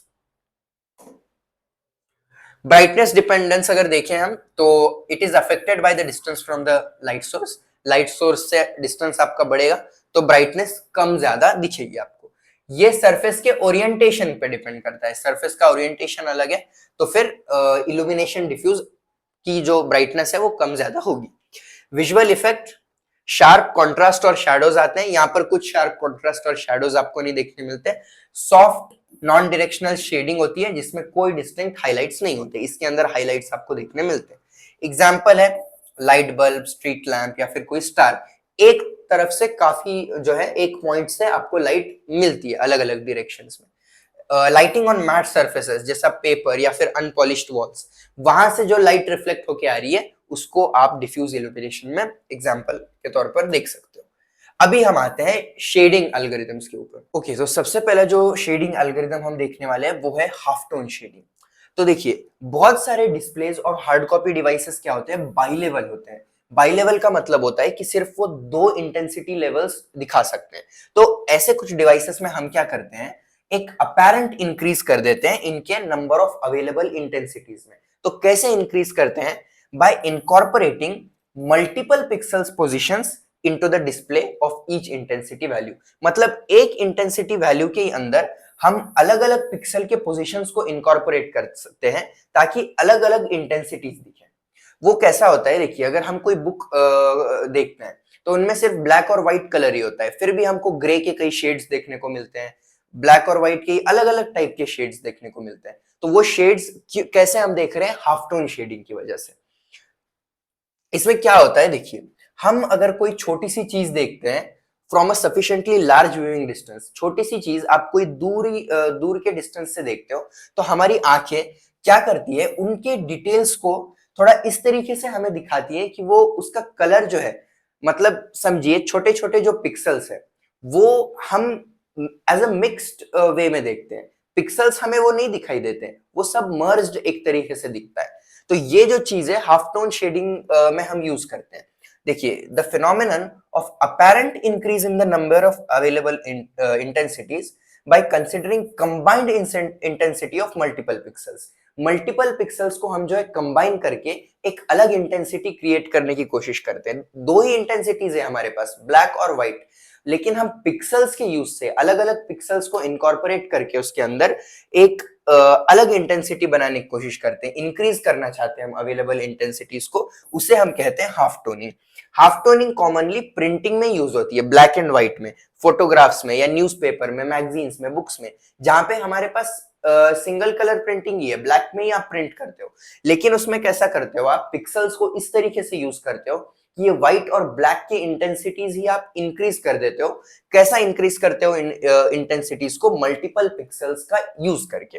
वो मल्टीपल पिक्सल्स का कैसा यूज होता है मैं भी बताता हूं आपको। जो पिक्चर्स प्रोड्यूस की जाती है हाफ टोनिंग से, उन्हें हम हाफ टोन्स कहते हैं।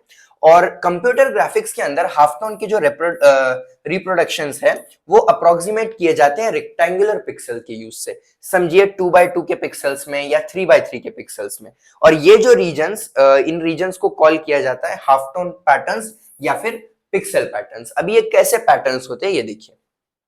अभी जैसा कि हम देख रहे हैं ये पिक्सल्स के अंदर यहाँ पर दो इंटेंसिटीज का यूज किया गया। आई मीन इंटेंसिटी आपकी 0 से लेके 1 के बीच में कुछ ना कुछ होगी। तो आप इसको क्या करते हो, 0 से 0.2 के बीच में रख रहे हो आपके इंटेंसिटी को, तो एक भी पिक्सल हमने इसमें यूज नहीं किया। हम 0.2 से 0.4 में यूज कर रहे हैं। ये डायग्राम काफी बड़ी कर दी है इसलिए शायद नहीं दिखाई दे रहा होगा, बट नोट्स में से आप रेफर कर सकते हो।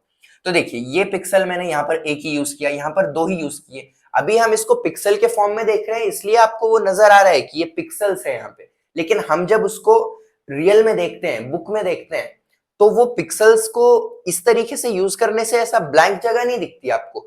यहाँ पर आप व्हाइट छोड़ रहे हो, यहाँ पर दो व्हाइट आपने छोड़ दिए, दो जगह ब्लैक यूज किया, तो एक ग्रे शेड आ जाता है उसमें। वो आपको ऐसा पिक्सल्स नहीं दिखाई देते, आपको एक ग्रे कलर दिखाई देता है। तो ये हाफ टोन शेडिंग से हो सकता है आपका। तो ये देखिए ये भी इंटेंसिटी आपकी यहाँ पर एक ही है, लेकिन आप इंटेंसिटी लेवल्स अलग अलग रख रहे हो वहां पे। तो ये देखिए यहाँ 3 पिक्सल्स यूज कर लिए, यहाँ 4 कर लिए। ये जो है 0.8 से 1 के बीच में हमने इंटेंसिटी को रखा, तो वो कैसा रखते हो आप, 4 पिक्सल्स को यूज करके 2x2 में। 0.6 से 0.8 में रखना है तो 3 यूज कर रहे हो। 3x3 में भी वैसा ही है। अगर आपको हम 0 से लेके 1 के बीच में रखते हैं, तो वो अभी 0 से 0.1 है, तो एक भी पिक्सल नहीं है। अलग अलग अलग शेड्स दिखाई देते हैं ऐसा करने से।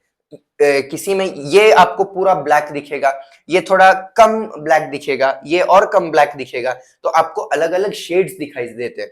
तो इंटेंसिटी दो ही है, लेकिन मल्टीपल पिक्सल्स को इनकॉर्पोरेट करके आप इंटेंसिटीज बना रहे हो, अलग अलग अपैरेंट इंटेंसिटीज यहां पर दिखाई दे रहे हैं। ओके, तो ये है हाफ टोन शेडिंग। अभी हम जाते हैं गुरो शेडिंग की तरफ। तो गुरो शेडिंग जो है एक ऐसा मेथड है जो कंप्यूटर ग्राफिक्स में हम यूज करते हैं to simulate the differing effect of light and colour. Light और कलर का जो डिफरिंग इफेक्ट होता है ना, उसको हमको एक ऑब्जेक्ट के सरफेस पे जो है सिमुलेट करना है अगर, तो फिर उसे हम वहां पर गुरो शेडिंग यूज करते हैं। सिंपल वर्ड्स में अगर गुरो शेडिंग एक्सप्लेन करूं तो देखिए, आप कहीं पर टाइल्स देखते हो, तो टाइल्स जो है एक दूसरे से कनेक्टेड होती हैं।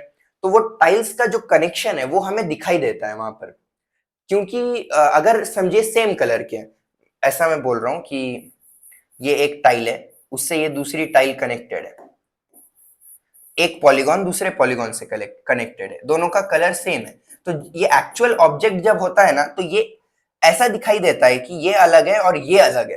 तो इन दोनों को अलग नहीं दिखाना है हमको, उनको एक ही तरीके से दिखाना है, उनके अंदर एक स्मूथनेस रखनी है, तो हम गुरो शेडिंग यहाँ पर यूज करते हैं।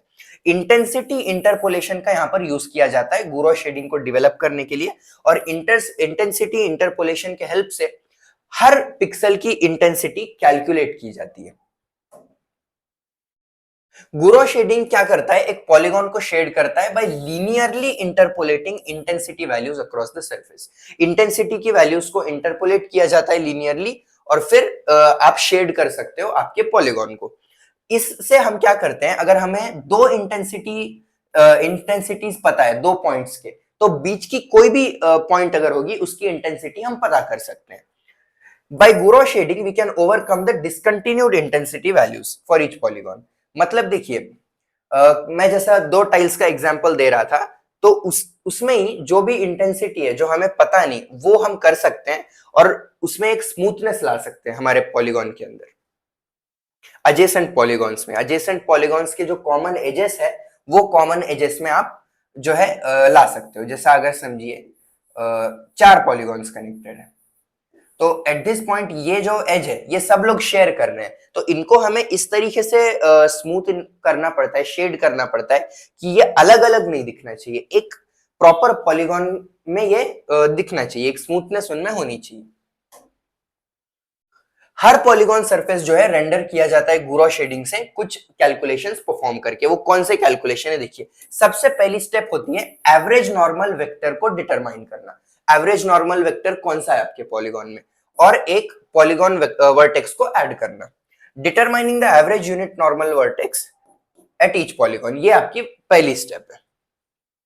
ओके, तो calculating the average unit normal vector eight point P, ये आप अज्यूम कर लो कि ये जो है आपका पॉइंट पी है। तो पॉइंट पी जो है चार पॉलीगॉन से अटैच्ड है, ये एक दो तीन चार, ये चार पॉलीगॉन से ये वाला जो पॉइंट है वो अटैच्ड है। तो हमको एवरेज यूनिट नॉर्मल वेक्टर वहां पर निकालना है। So the average unit normal vector is, वो जो लिखा जाता है ऐसा, N V is equal to n1 plus n2 plus n3 plus n4, जो भी हमारे पॉलीगॉन से, फिर आप उसको उसी के मॉड से डिवाइड कर देते हो, n1 plus n2 plus n3 plus n4।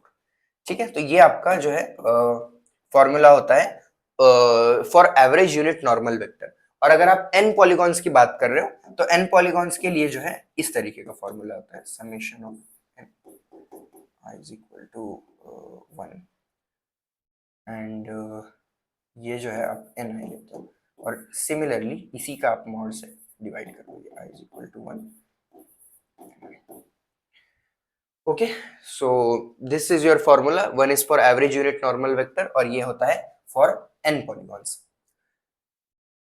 तो ये सबसे पहले आप कैलकुलेट करते हो।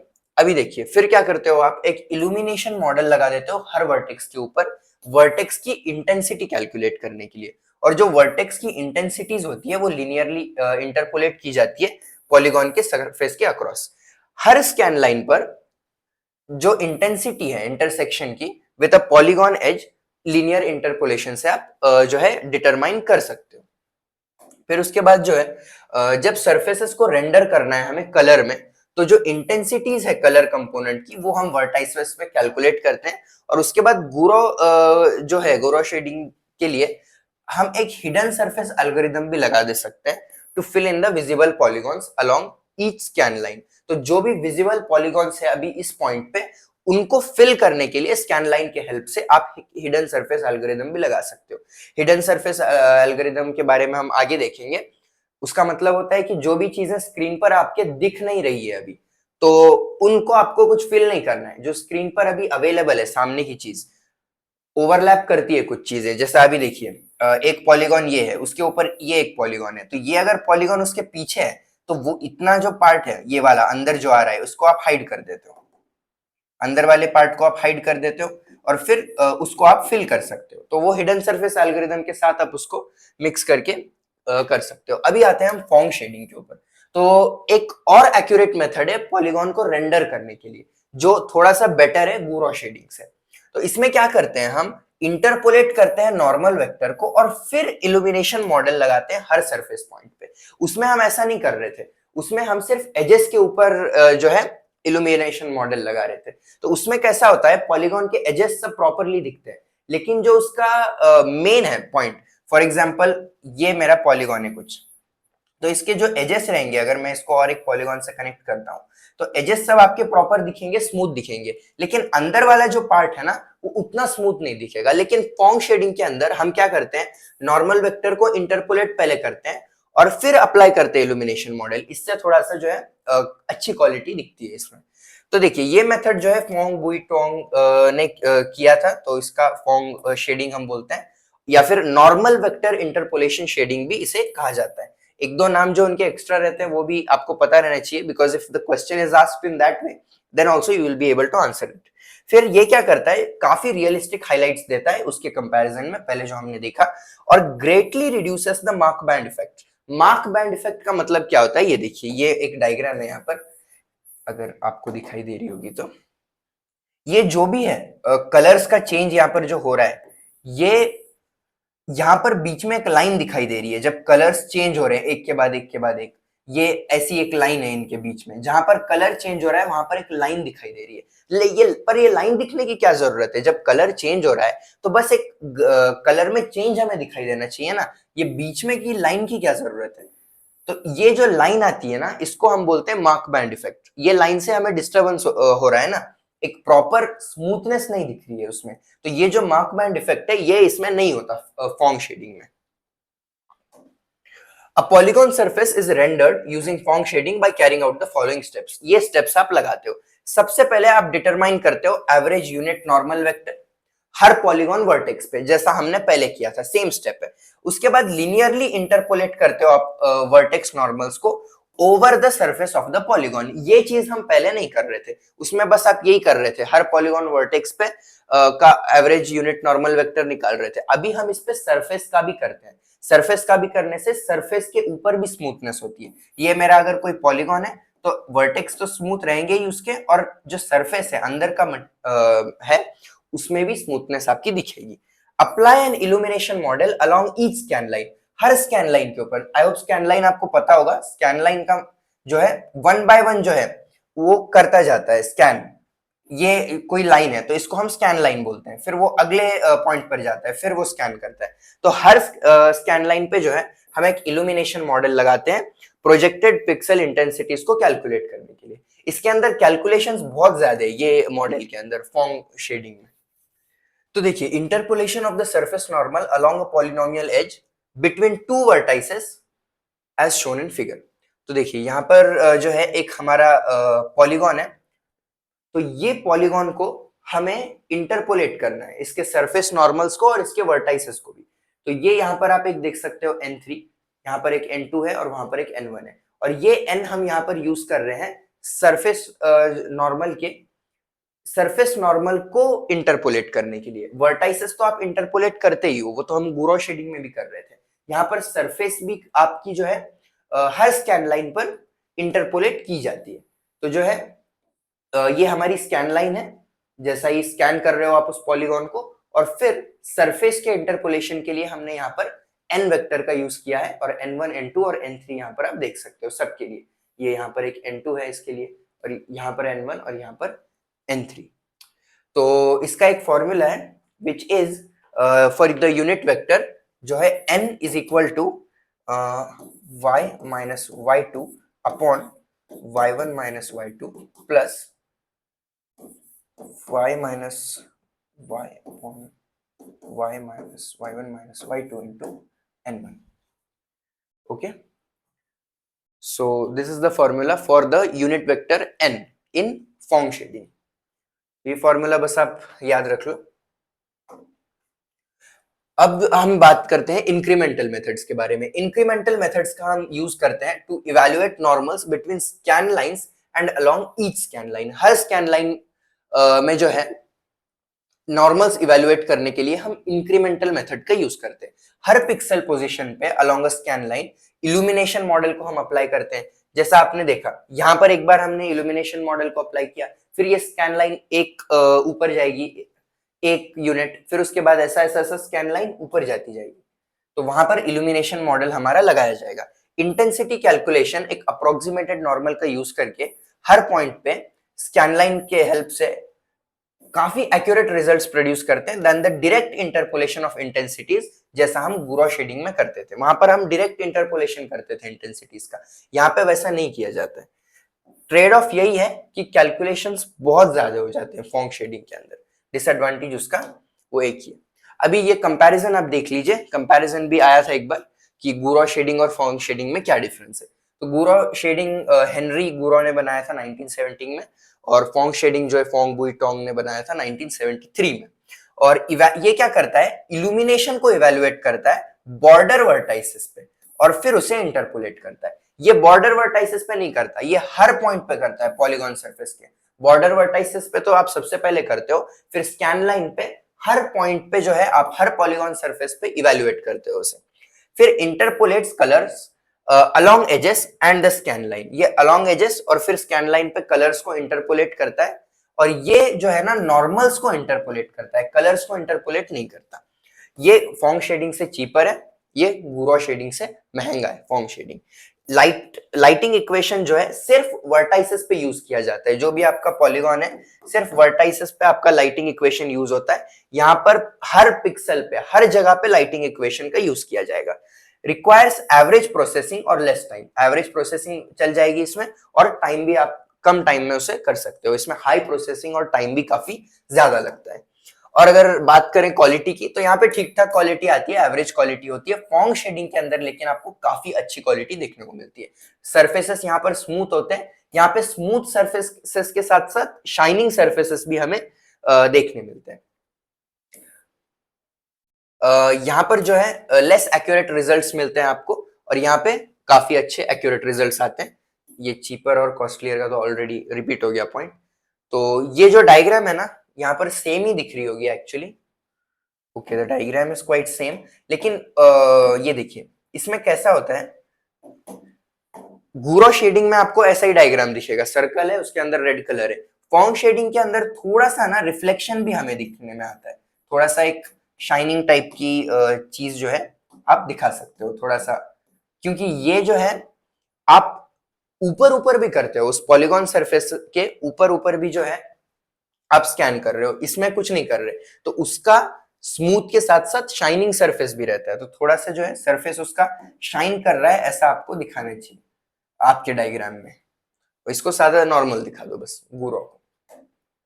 अब आते हैं हम हमारे फाइनल जो कॉन्सेप्ट है चीज, हिडन सरफेसेस पे। तो बात करते हैं हिडन सरफेसेस की। हिडन सरफेस वो पार्ट्स होते हैं ऑब्जेक्ट के 3D सीन के अंदर जो हमें दिखाई नहीं देते, क्योंकि वो कोई दूसरे ऑब्जेक्ट से आ जाते हैं उनके बीच में। जैसा आप अगर कोई बिल्डिंग को देख रहे हो, बिल्डिंग के बीच में कोई झाड़ आ गया, तो जो बिल्डिंग है आपकी वो एक हिडन सरफेस है, वो झाड़ के पीछे है। कंप्यूटर ग्राफिक्स में आपका गोल होता है टू डिटरमाइन विच सर्फेसेस और parts of an object should be rendered and which should be hidden.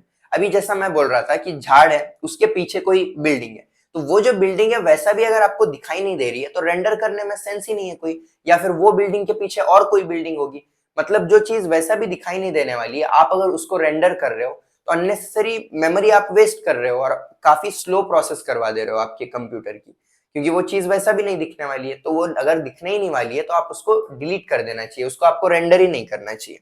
तो ये जो प्रोसेस होती है, कौन सी चीज को हाइड कर देना है, उसे हम जो है हिडन सरफेस रिमूवल बोलते हैं। ये प्रोसेस को हिडन सरफेस डिटर्मिनेशन या हिडन सरफेस रिमूवल कहा जाता है। नीड क्या है हिडन सरफेस एल्गोरिथम्स की?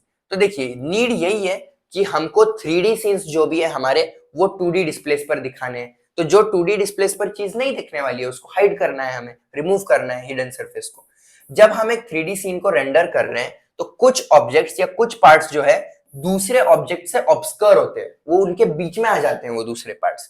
तो ये हमें इंश्योर करना है कि सिर्फ विजिबल पार्ट्स जो है, मतलब पीछे की बिल्डिंग जो दिखने वाली है मैं उसे ही रेंडर करूंगा बस, और दूसरा नहीं करूंगा। तो हिडन सरफेस एल्गोरिथम क्या करता है, वही डिटरमाइन करता है कि कौन से पार्ट्स जो है विजिबल है, कौन से पार्ट्स दिखाई देते हैं, और जो पार्ट्स दिखाई नहीं देते हैं उनको आपको हटा देना है वहां से, व्यूअर के पर्सपेक्टिव से। व्यूअर को अगर नहीं दिखाई दे रहे हैं तो ये उसी पर बेस्ड है पूरा।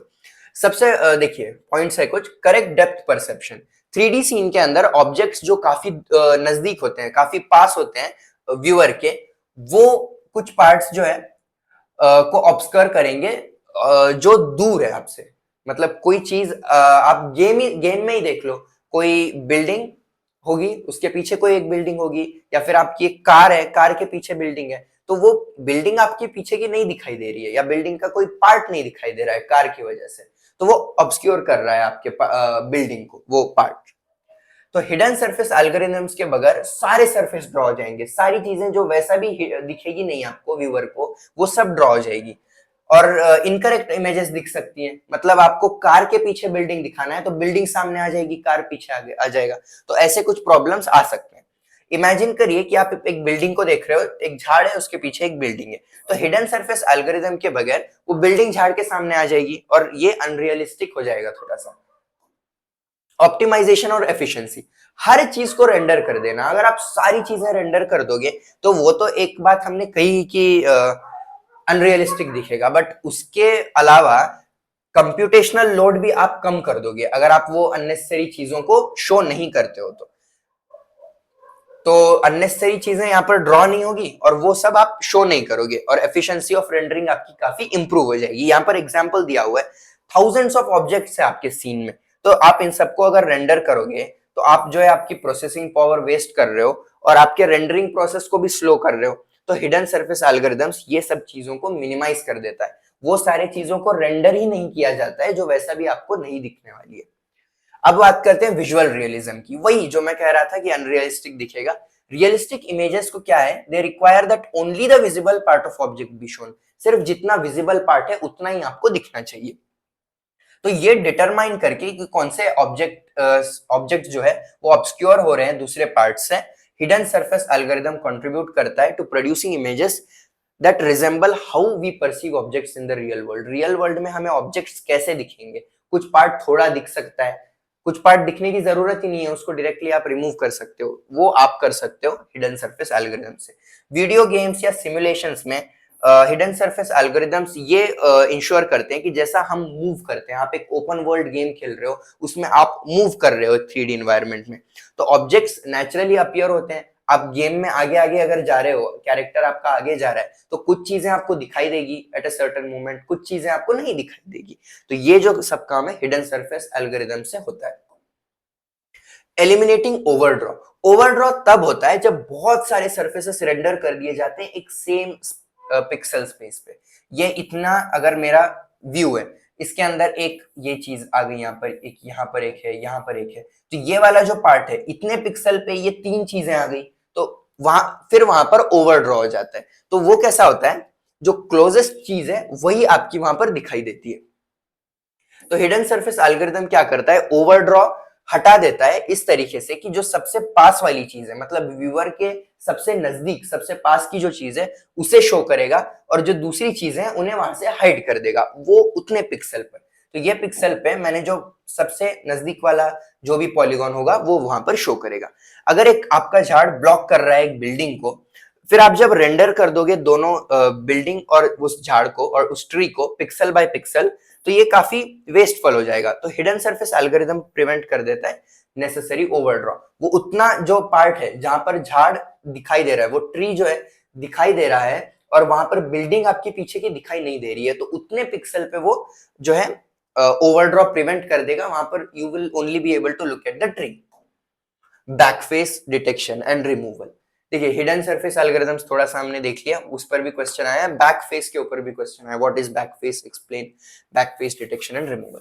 तो देखिए बैकफेस क्या होता है, वो साइड जो व्यूअर से ऑपोजिट साइड फेस कर रही है, मतलब मुझे वो ऐसी भी चीज वो दिखने नहीं वाली है, तो उस चीज को हम बोलते हैं बैकफेस। ये फेस जो है कुछ कंट्रीब्यूट नहीं करता है रेंडर्ड इमेज में, क्योंकि हम उसे देख ही नहीं पाते हैं फ्रॉम द कैमरास पर्सपेक्टिव। तो बैक फेस को हमें रिमूव करना है, वैसे भी हम उसे अगर देख नहीं पा रहे then we have to remove it. तो इसको रिमूव कैसे करते हो आप? बैक फेस रिमूवल या फिर बैक फेस कलिंग जिसे कहा जाता है, वो एक ऐसी टेक्निक है कंप्यूटर ग्राफिक्स में जिससे हम हमारी रेंडरिंग को ऑप्टिमाइज करते हैं by deleting polygons, typically triangles जो कैमरा में विजिबल नहीं है। कैमरा में जो विजिबल नहीं है उनको आप इंस्टेंटली डिलीट कर देते हो, एलिमिनेट करते हो। ये method it leverages the concept कि सरफेसेस जो आपसे फेस अवे कर रहे हैं, व्यूअर से दे आर फेसिंग अवे, ये कुछ कंट्रीब्यूट नहीं करते आपके विजिबल सीन के अंदर, और रेंडरिंग के टाइम आप इन्हें इग्नोर कर सकते हो। तो बैक फेस जो है उन्हें कहा जाता है। जैसे कि यहाँ पर आप देख सकते हो, ये व्यूअर जो है इस चीज को देख रहा है, इस जो भी ऑब्जेक्ट है, तो ये वाला जो पार्ट है वो वैसा भी व्यूअर को नहीं दिखने वाला, so that part can be avoided. अगर एक पॉलीगॉन विजिबल है तो लाइट सरफेस जो है वो हमारे तरफ यानी कि व्यूअर की तरफ होनी चाहिए, और जो डार्क सरफेस है वो हमसे दूर होनी चाहिए। तो जो डायरेक्शन है लाइट फेस की, it can be identified by examining the result N V is greater than 0, जहां पर एन हमारा नॉर्मल वेक्टर होता है टू पॉलीगॉन सरफेस जिसके कार्टेशियन कंपोनेंट्स होते हैं A comma B comma C, और v जो है एक ऐसा वेक्टर होता है व्यूइंग डायरेक्शन में फ्रॉम द आई पोजीशन। मतलब आंख से जो आप देख रहे हो यहाँ पे, when you are using your eye to look at the thing, वो आपका v है, vector in the viewing direction. This is vector in the viewing direction and this is n vector in the opposite direction that we aren't looking eight.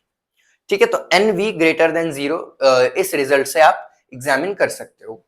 अभी इसके बारे में हम और थोड़ा देखते हैं। हमें यह पता है कि दो वेक्टर्स का जो डॉट प्रोडक्ट होता है वो क्या देता है हमें? Product of the lengths of the two vectors. ये दोनों वेक्टर की length multiplied by the cosine of the angle between them. तो ये देखिए, ये दोनों के बीच में का एंगल है theta, cos theta is greater than 0। Cosine factor काफी इंपॉर्टेंट होता है हमारे लिए, क्योंकि वेक्टर अगर सेम डायरेक्शन में, दोनों वेक्टर्स अगर सेम डायरेक्शन में, तो क्या होगा?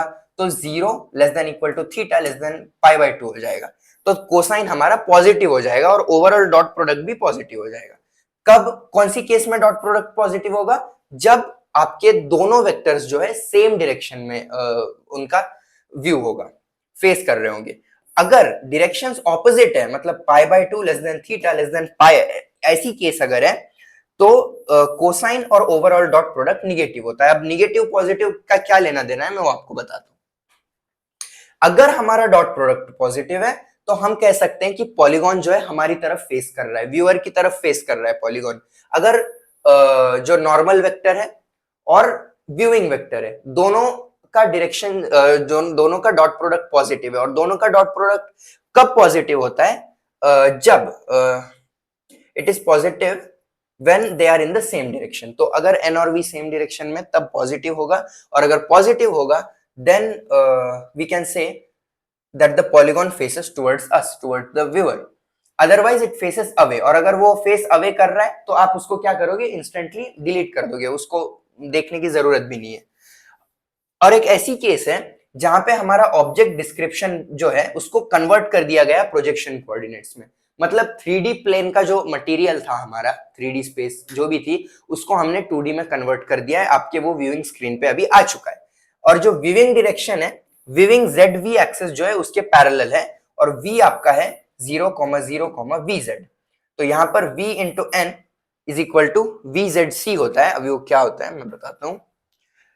सो that we only have to consider the sign of c। c का इस साइन आपको ध्यान देना है क्योंकि वो z कंपोनेंट है नॉर्मल वेक्टर n का आपके। तो z कंपोनेंट अगर पॉजिटिव है तो पॉलीगॉन व्यूअर की तरफ फेस करता है। ये c अगर आपका पॉजिटिव है तो z भी पॉजिटिव रहेगा, और अगर z भी पॉजिटिव है तो व्यूअर की तरफ जो है वो पॉलीगॉन फेस कर रहा है।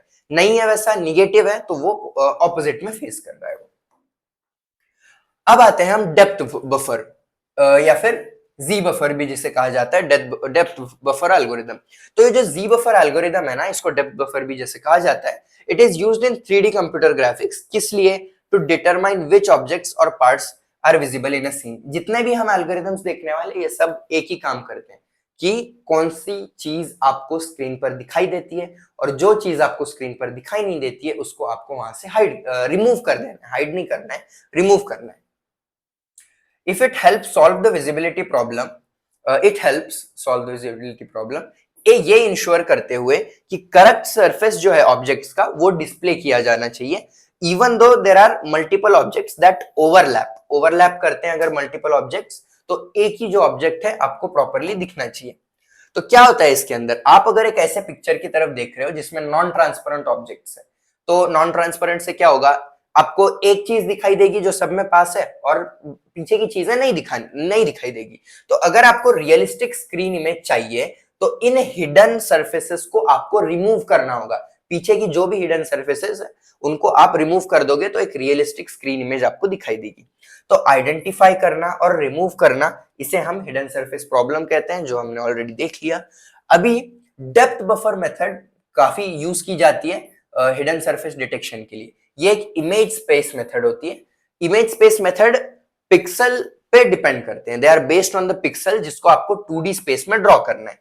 इन मेथड्स के लिए जो रनिंग टाइम कॉम्प्लेक्सिटी वो होती है आपकी, वो होती है number of pixels into the number of objects. कितने ऑब्जेक्ट्स आपको रिमूव करना है और कितने नंबर ऑफ पिक्सल्स रिमूव करना है, उनको आप मल्टीप्लाई करोगे, वो आपकी टाइम कॉम्प्लेक्सिटी रहेगी। और इनकी जो स्पेस कॉम्प्लेक्सिटी होती है वो होती है 2 into the number of pixels जो आपको रिमूव करना है। क्यों 2 into the number of pixels? क्योंकि आपको 2 अरेज यूज करना पड़ता है पिक्सल्स के लिए, एक फ्रेम बफर के लिए और एक डेप्थ बफर के लिए। जेड बफर मेथड जो है वो कंपेयर करता है सरफेस डेप्थ को हर पिक्सल पे, at each pixel position on the projection plane. ये प्रोजेक्शन प्लेन क्या है? अब आपकी जो स्क्रीन है जहां पर आपको चीजें दिखने वाली है, 2D स्क्रीन, 2D प्लेन समझ सकते हो आप प्रोजेक्शन प्लेन को। नॉर्मली जो जेड एक्सिस है उसको सेम डेप्थ पे जो है रिप्रेजेंट किया जाता है। अभी कैलकुलेशन ऑफ डेप्थ अगर देखें तो इसको कैलकुलेट कैसे करते हैं मैं आपको बताता हूँ। एक सिंपल जो है इक्वेशन होता है लाइन का, ax plus B Y plus C Z plus D is equal to 0। इसी से हम जो है z का इक्वेशन लिखते हैं, z is equal to minus ax plus B Y plus D upon C. ठीक है, ये इक्वेशन होता है z का। And the next thing is आपका जो c है, where c is not equal to 0, आपका c जो है 0 के इक्वल नहीं होता। तो डेप्थ का कैलकुलेशन आप इन इक्वेशन से करते हो। कैलकुलेशन जो है हर डेप्थ का वो काफी एक्सपेंसिव हो सकता है, but the computation can be reduce to, एक मिनट, हाँ ठीक है, कैलकुलेशन जो है काफी एक्सपेंसिव हो जाएगा, लेकिन जो कंप्यूटेशन है उसको आप काफी सिंपल कर सकते हो। कैसे? एक एक पिक्सल को बढ़ाते हुए, by using an increment method. यहाँ पर x, y है तो अगला आप यूज कर रहे हो x प्लस 1, y, इस फिगर की तरह। तो ऐसा आप जो है आगे का जो भी आपका ऑब्जेक्ट है उसे इंक्रीमेंट करके देख सकते हो। अभी एक थोड़ा सा मैं उसका इक्वेशन बताता हूं आपको। Let's denote the depth at point A as z and a point B as z dash. तो वही इक्वेशन आपको लिखना है, ax plus B Y plus C Z plus D is equal to 0। तो यहीं से आप जो है z लिख देते हो, minus X plus B Y plus D upon C is equal to 0। अभी z डैश में हम क्या करते हैं, जैसा हमने देखा इंक्रीमेंट करते हैं हम। कहां पे? x की एक वैल्यू को आप इंक्रीमेंट करते हो, तो वही हम करेंगे। z dash is equal to minus a into X की जगह में बस x प्लस 1 लिख रहा हूं, plus B Y plus D upon C is equal to 0। ये जो है माइनस अंदर अगर आप डालोगे, so this will also be minus and this will also be minus। तो ये आपका इक्वेशन बनता है for z dash, for the incremented value. अगर आप इन दोनों को कंपेयर करोगे तो आपको पता चलता है कि आपका जो z डैश है that is equal to z minus a upon c। Okay, तो यही आपको इक्वेशन शो करना है। आपकी इंक्रीमेंटेड वैल्यू किसके ऊपर डिपेंड करती है? So by this you can show it. Next value z dash की। तो hence calculation of depth can be done by recording the plane equation of each polygon. हर पॉलीगॉन का आप जो है प्लेन इक्वेशन रिकॉर्ड करते हो in the viewing coordinate system, और फिर यूज करते हो incremental method to find the depth z। Depth z क्या है अभी जो हमने देखी, z डैश। तो अगर आप समराइज कर रहे हो तो ये आप बोल सकते हो कि ये अप्रोच कंपेयर करता है सरफेस डेप्थ को हर पिक्सल पे। हर पिक्सल पे कैसा? जैसा हमने x प्लस 1 करके देखा, इंक्रीमेंट करके अगले पिक्सल के लिए क्या वैल्यू होगी वो हमने पता की। ऑब्जेक्ट डेप्थ यूजुअली मेजर की जाती है व्यू प्लेन से along the Z axis of a viewing system. ये एक सिंपल सा एग्जांपल है। अगर ऐसा पूछा गया कि डेप्थ बफर एक्सप्लेन करो विद एन एग्जांपल, तो आप एक सिंपल से इस एग्जांपल से एक्सप्लेन करो। देखिए, हम अज्यूम कर रहे हैं कि S1, S2, S3 जो है कुछ सरफेसेस हैं। The surface closest to projection plane is called visible surface. मतलब देखिए, ये मेरा जो है ना प्लेन है, ये x, y जो है ना, ये मेरी व्यूइंग प्लेन है। यहां से मैं देखूंगा सबसे पहला कौन सा है, सबसे क्लोजेस्ट सरफेस कौन सी है, तो ये मेरी सबसे क्लोजेस्ट सरफेस है। तो सारा जो चीज दिखेगी ना मुझे, ये वाला ही पॉलीगॉन सब में पहले दिखेगा।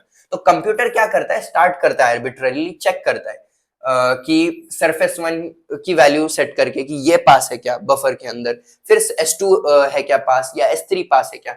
फिर जैसे ही पता चलता है S1 पास है, फिर वो चेक करेगा ओवरलैपिंग पिक्सल को, ये क्लोजेस्ट है, हमें पता चल गया, तो ये चीज तो आपकी डिस्प्ले होने वाली है।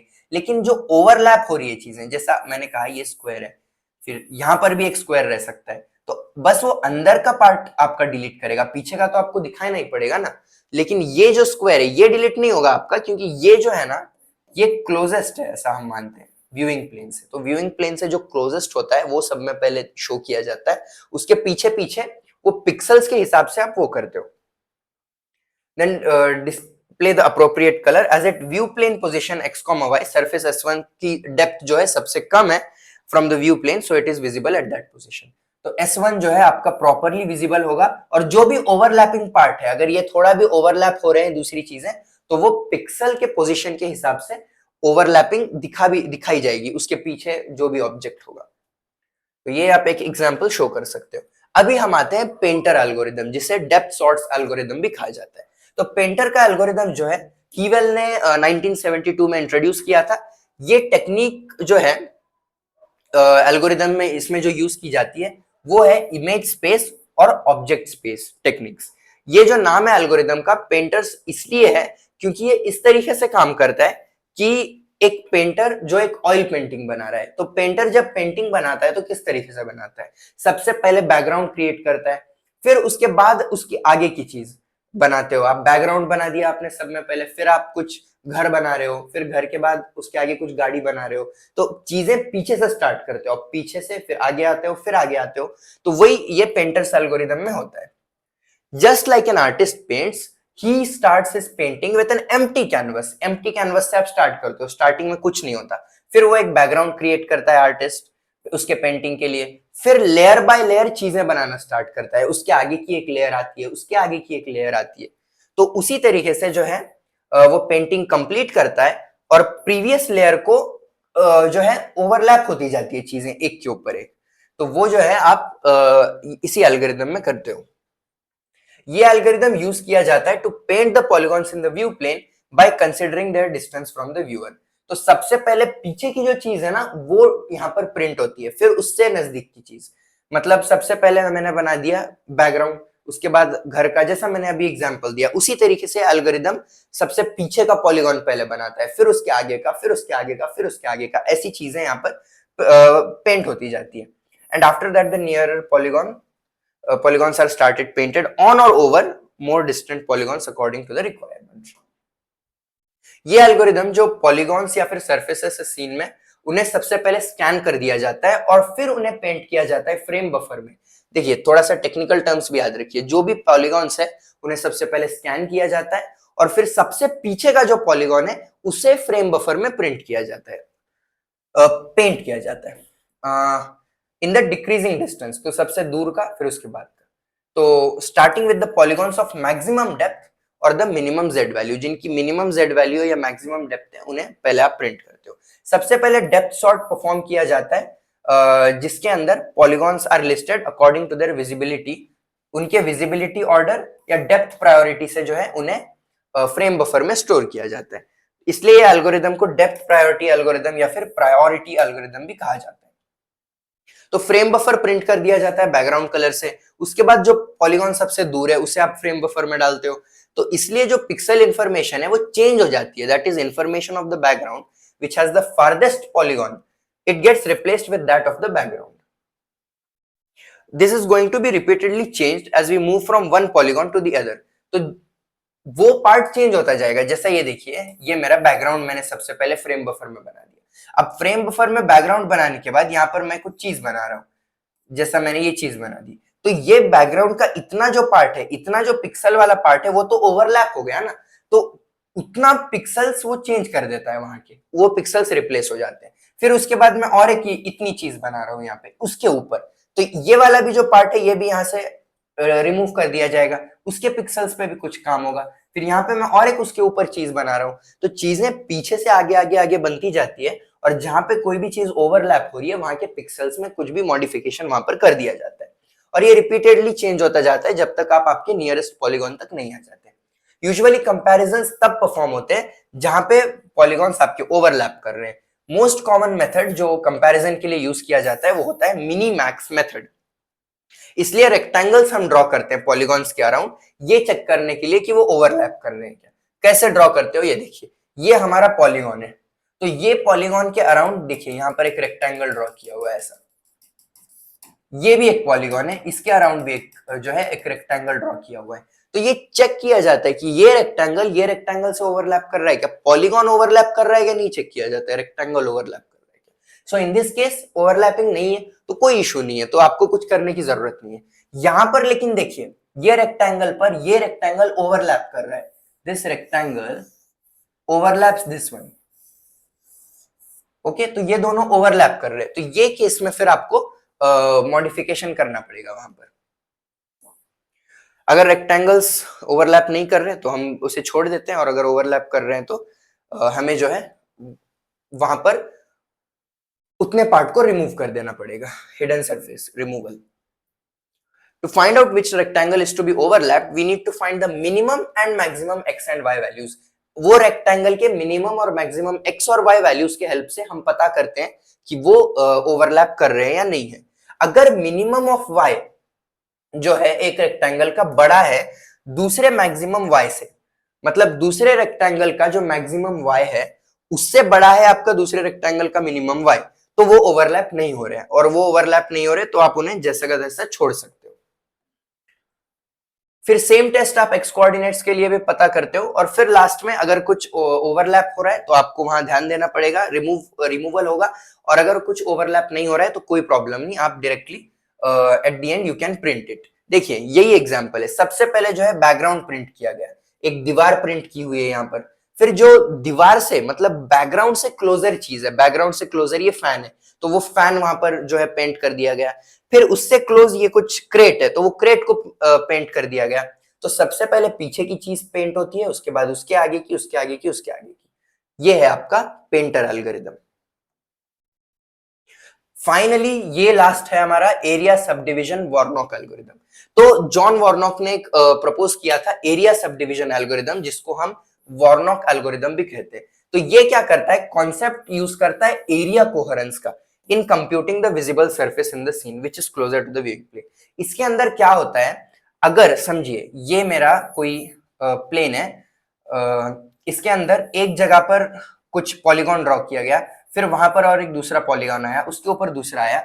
तो एक बार उसे पता चल जाता है कि एक ये जो जगह है यहाँ पर हमने एक बार जब किया पॉलीगॉन ड्रॉ, तो फिर ये वाला जो पार्ट है ये ओवरलैप हो रहा है, तो उसे पता चलता है कि यहाँ पर ओवरलैपिंग हो रही है। तो फिर आप अगर और भी पॉलीगॉन्स वहां पर डालते हो ना, तो वो फिर से चेक नहीं करता। एरिया कोहेरेंस में वही हेल्प हो जाती है कि उसको फिर से कंप्यूटेशन नहीं करना पड़ता कि जाओ पिक्सल्स चेंज करो। वो रिमेंबर करता है, it remembers that there is an overlap which is going to happen anyways. तो वो एरिया कोहेरेंस से आपका काम बच जाता है। Area coherence avoids the computation, जैसा मैंने कहा, of the visibility detection of the common surface, जो ऑलरेडी कंप्यूट कर दिया गया है अर्लियर स्टेप में, तो फिर से आपको रिकंप्यूट करने की जरूरत नहीं है। तो एरिया सब डिविजन एल्गोरिथम क्या करता है, देखिए वो divide and conquer method use करता है, जहां पे हमारे व्यूइंग एरिया को सक्सेसिवली छोटे छोटे पार्ट्स में डिवाइड कर दिया जाता है in smaller rectangles until the simplified area is detected. तो ये करने से क्या है, उसे पता चलता है कि कहां पे ओवरलैप हुआ था पहले। तो वो पता करने के लिए आपका जो व्यूइंग प्लेन है उसको डिवाइड कर दिया जाता है छोटे छोटे छोटे पार्ट्स में। तो ये जैसे कि आप देख सकते हो, ये व्यूइंग प्लेन को डिवाइड कर दिया गया दो पार्ट्स में, फिर उसको चार में, चार में, चार में, तो सबको एक प्रॉपर रेक्टेंगल में जो है डिवाइड किया जा रहा है यहाँ पर।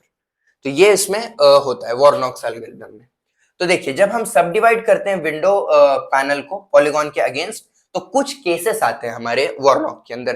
क्या केसेस होते हैं वो? सबसे पहली केस है सराउंडिंग सरफेस। ये केस में क्या होता है, जो हमारा व्यूइंग पॉलीगॉन सरफेस है वो कंप्लीटली सराउंड कर देता है विंडो पैनल को।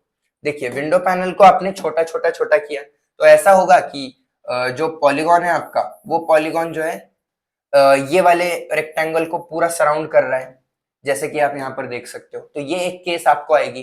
तो ये कुछ केसेस हम अभी देखेंगे।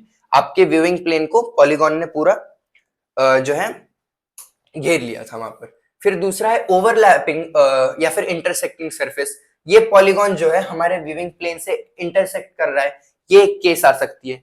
फिर तीसरी केस है कि जो पॉलीगॉन है वो पूरा अंदर रहेगा व्यूइंग प्लेन के अंदर। इसमें क्या होता है, the whole polygon surface is inscribed inside the window. ये केस ऑपोजिट है जैसा हमने पहले देखी थी। पॉलीगॉन के अंदर वो प्लेन थी, विंडो पैनल था हमारा। अभी विंडो पैनल के अंदर हमारा पॉलीगॉन है।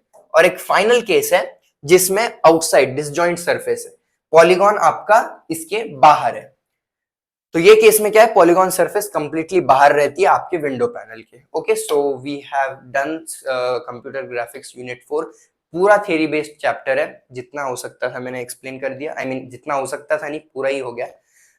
एंड मैं यही रिकमेंड करूंगा कि अभी आप नोट्स में से एक बार अच्छे से रिवाइज कर लो और प्रीवियस ईयर क्वेश्चंस की तरफ भी देख लो। सारे क्वेश्चंस कवर कर दिए गए हैं इस चैप्टर के। And in the next few days I'll also finish CGK unit 5 or 6. So if you haven't subscribed to the channel, do subscribe, and thank you for watching.